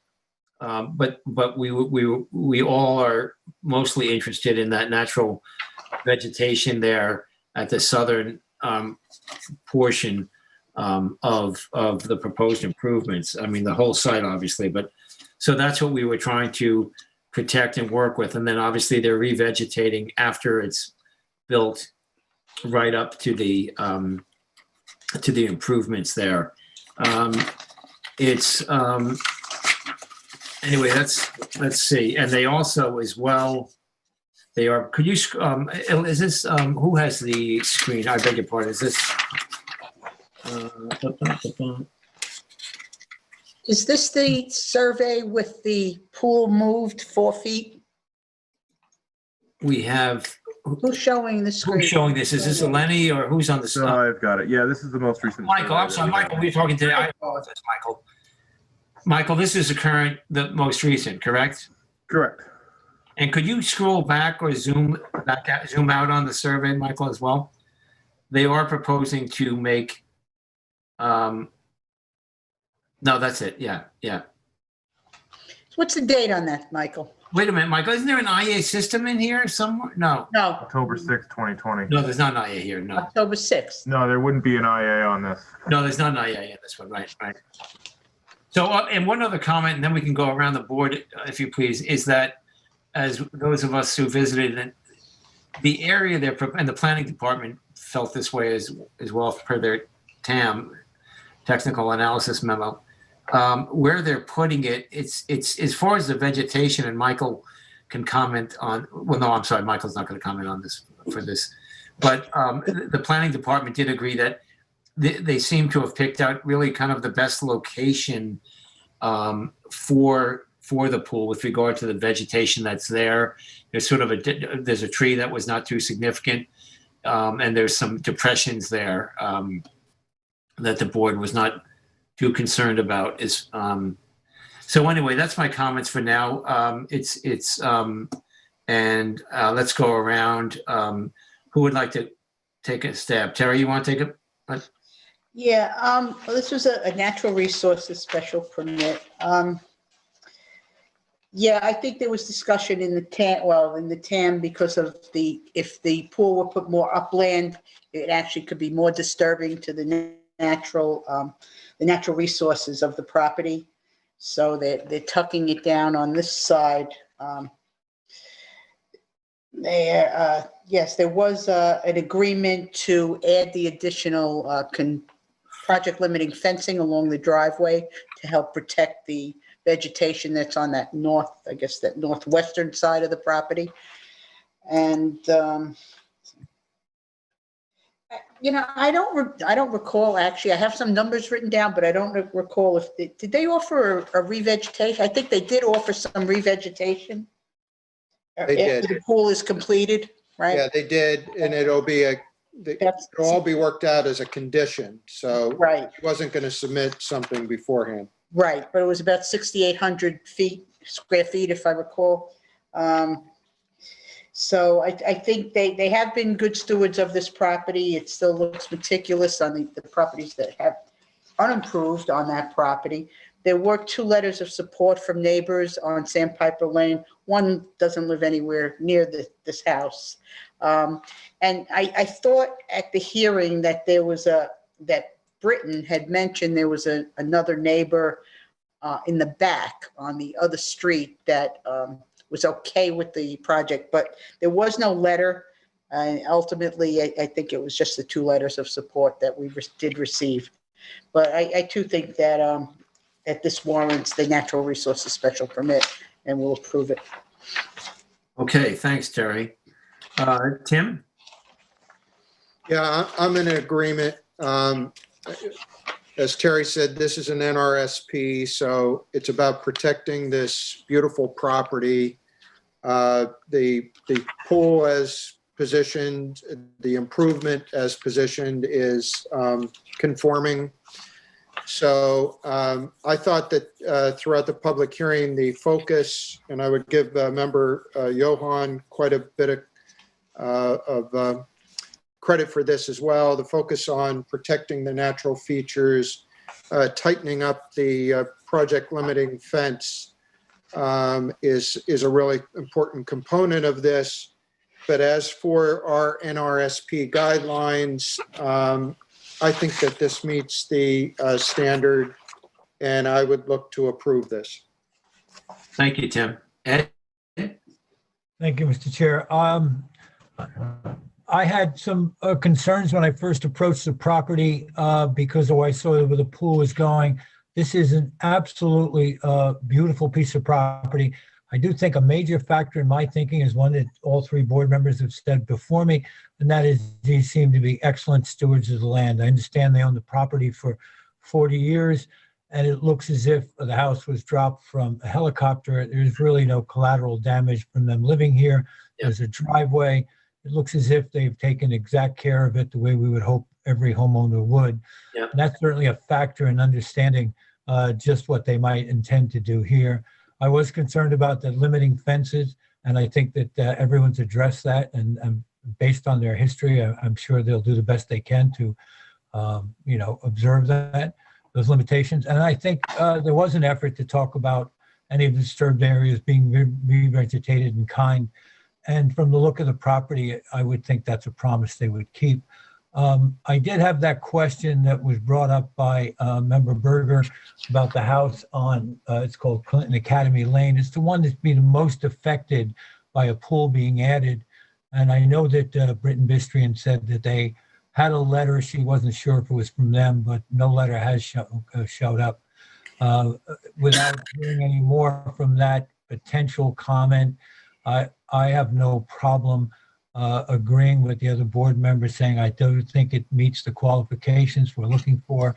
I think the effort and the design has been such to be limited damage, and I'm looking to approve this application. Thank you, Ed. Roy? Yeah, and without going into reiterating what my other board members have said already, which I agree with. I do, again, want to underscore the absolute pristine dune land and vegetation that is on this property. It's a beautiful scape, and I think that was our main concern, was protecting that with identifying the limiting fence along the driveway to limit the potential of construction vehicles wandering back and maybe potentially ruining some of that scape. So Exactly. I approve it, and that's all I have to say.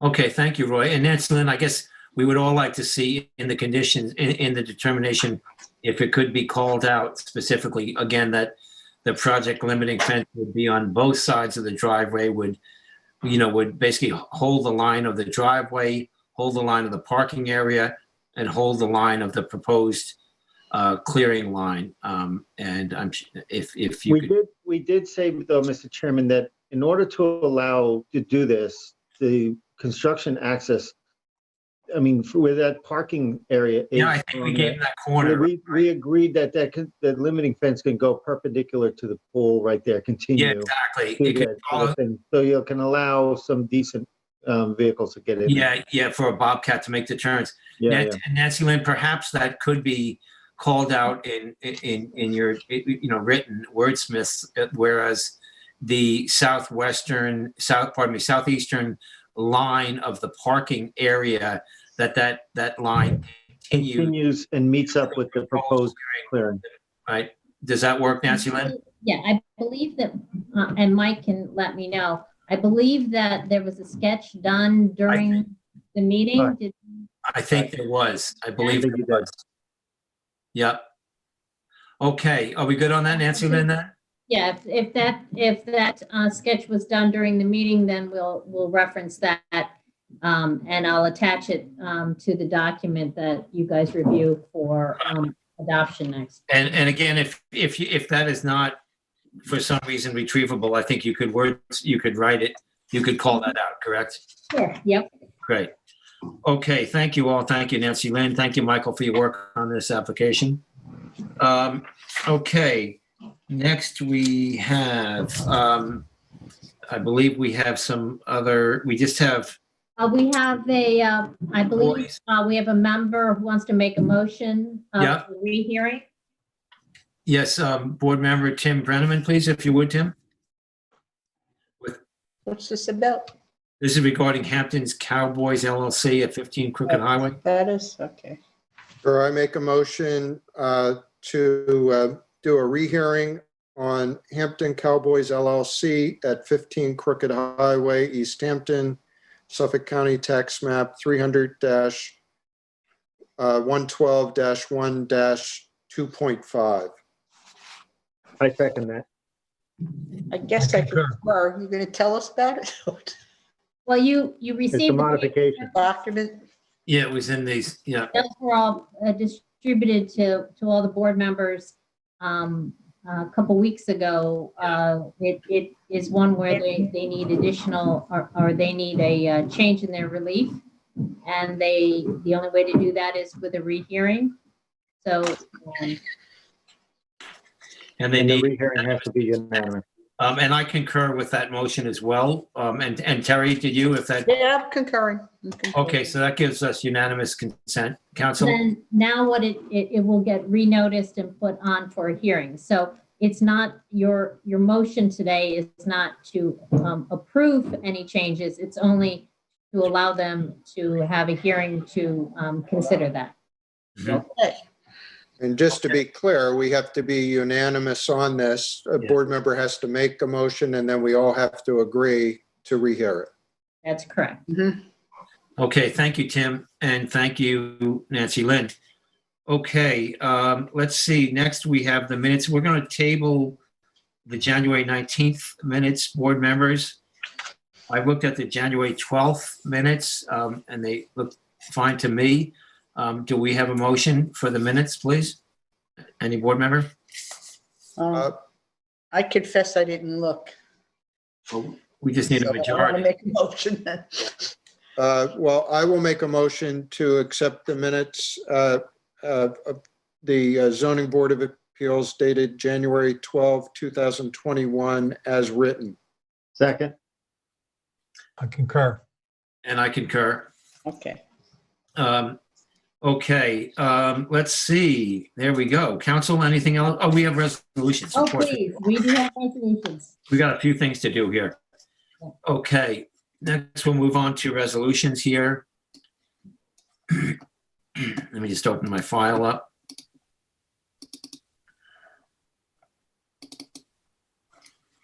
Okay.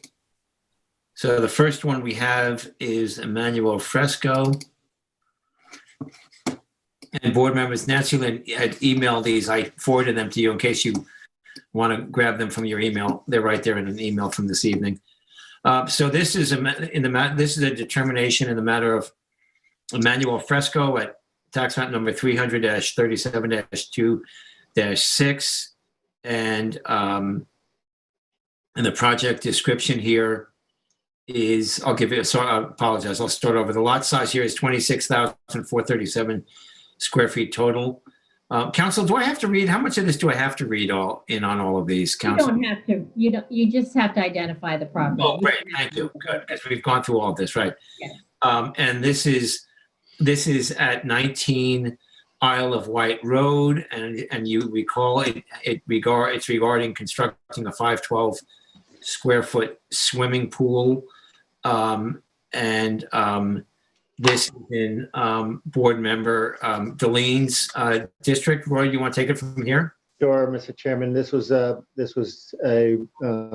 NRSP and variances to construct a swimming pool, fence, pool equipment, upgrade the sanitary system, and primarily deal with a bulkhead to allow that to remain where the owner replaced it without a town trustee permit or permit. They just had a DEC.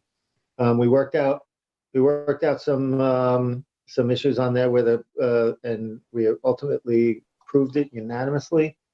So I make a motion to accept approve the application of Emmanuel Fresco, Suffolk tax map number 300-37-2-6 as written. Second. I concur. I concur. And I concur as well. Okay, thank you, Roy. Okay, next we'll move on to 351 ELD LLC at 351 Eastlake Drive in Montauk. Terry, you want to take this one over, please? Sure. This is, I'm sure you will recall, this is also an NRSP for a pool and some additional decking to be installed at 351 Eastlake Drive in Montauk. The tax map number there is 300-7-2-2. We had some lengthy discussion on it, so I'm sure everyone remembers.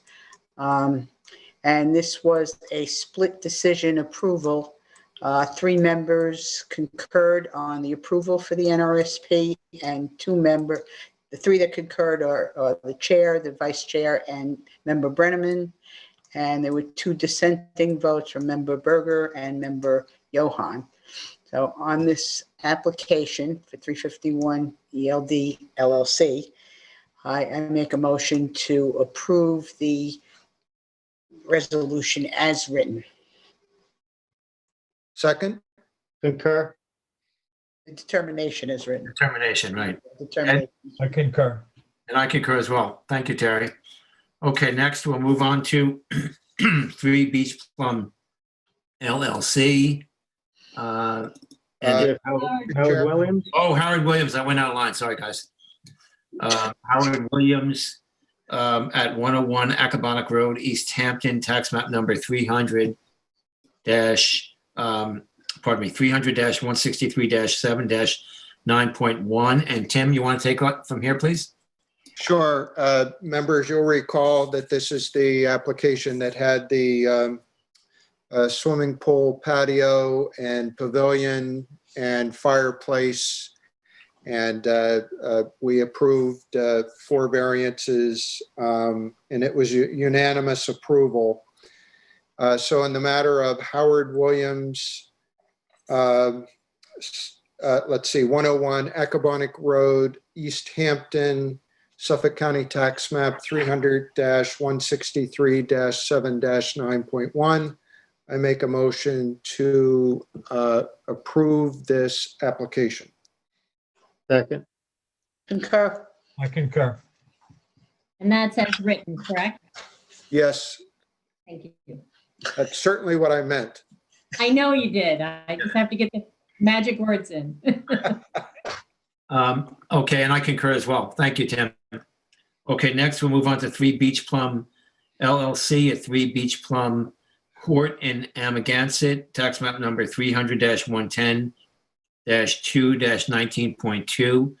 And this has to do, this was a modification for the approval of a 2-story residence and deck, swimming pool, and sanitary system. And pardon me, this application was approved unanimous by the entire board, and it's in my Amagansett district. So I make a motion with regard to 3 Beach Plum LLC at tax map number 300-110-2-19.2 to approve the determination after rehearing as written. Second. I concur. I concur. Roy? Yeah, I did. I concur. Oh, I'm sorry. I beg your pardon. Thank you. Okay, thank you, board members. Okay, next we go to Fenchel Menzer. And, oh, geez, I don't have that one in front of me. That is at 200 Springs Fireplace Road, East Hampton, tax map number 300-147-4-35.1. Pardon me, Tim, do you want to take this one, please? Yes, sure. Board members, this is an extension of time request. You'll recall that Eleni reviewed this with us last week. It's the Ocean Graphics building on Springs Fireplace Road. And it's to demolish an existing 1-story building and construct an 1,800 square foot, 30 by 60 metal building. And this is in the commercial area, of course, of East Hampton. And we all were in agreement with this. So I make a motion to approve the extension of time request for Fenchel Menzer at 200 Springs Fireplace Road, East Hampton, Suffolk County Tax Map 300-147-4-35.1. I second. Concur. I concur. And I concur. Thank you, Tim. Okay, next we have Voness. This is Hannelore Kearns Voness, and this is at 15 Cross Highway in East Hampton. Tax map number 300-127-2-35. And this is an extension of time, a resolution extending the determination. It was from October 23rd, 2001.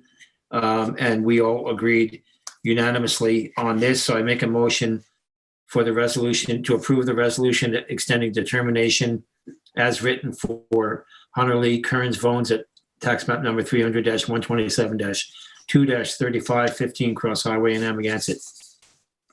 Second. Concur. Concur. I'll concur. Okay, thank you. Next, we have another resolution extending determination for J Partners at 9 Hoppin Avenue in Montauk. Terry, you want to take this one, or Ed? Terry. Huh? Well, I could take it, but I don't have the original date. I don't have this one in front of me. Ed, do you have it in front of you? I can read it off. It's October 11th, 2005. And 11/2005. Okay. Right. Okay. So, yeah, this was an extension of time from an original determination, October 11th, 2005 at 9 Hoppin Avenue in Montauk, tax map 300-031-02-14. And this was a project that was done, I believe they put in the decking, but they want to wait on the second part of the project, and they want to continue to wait for a while to do stairs leading up to the second floor decking. So I make a motion to approve this extension of time. I'll second it. I'll concur. I concur. And I concur as well. Thank you, Terry. Thank you, board members. Council, anything else? Nope. We all good? Yeah, good for tonight. I think we're good for tonight. Thanks, Kyle, for hanging with us, and Michael and Lenny and Brian Frank and LTV. Digit on the A's. Okay. Okay, I think we're it. Vice Chair, I think we need a motion from you, if you please. Sure, Mr. Chairman, I make a motion to close the public hearing for the Town of East Hampton Zoning Board of Appeals for Tuesday, January 26th at 9:54 p.m. Second. Concur. I concur. And I concur. Okay, thanks you all. Have a good evening, whatever is left of it. I need it.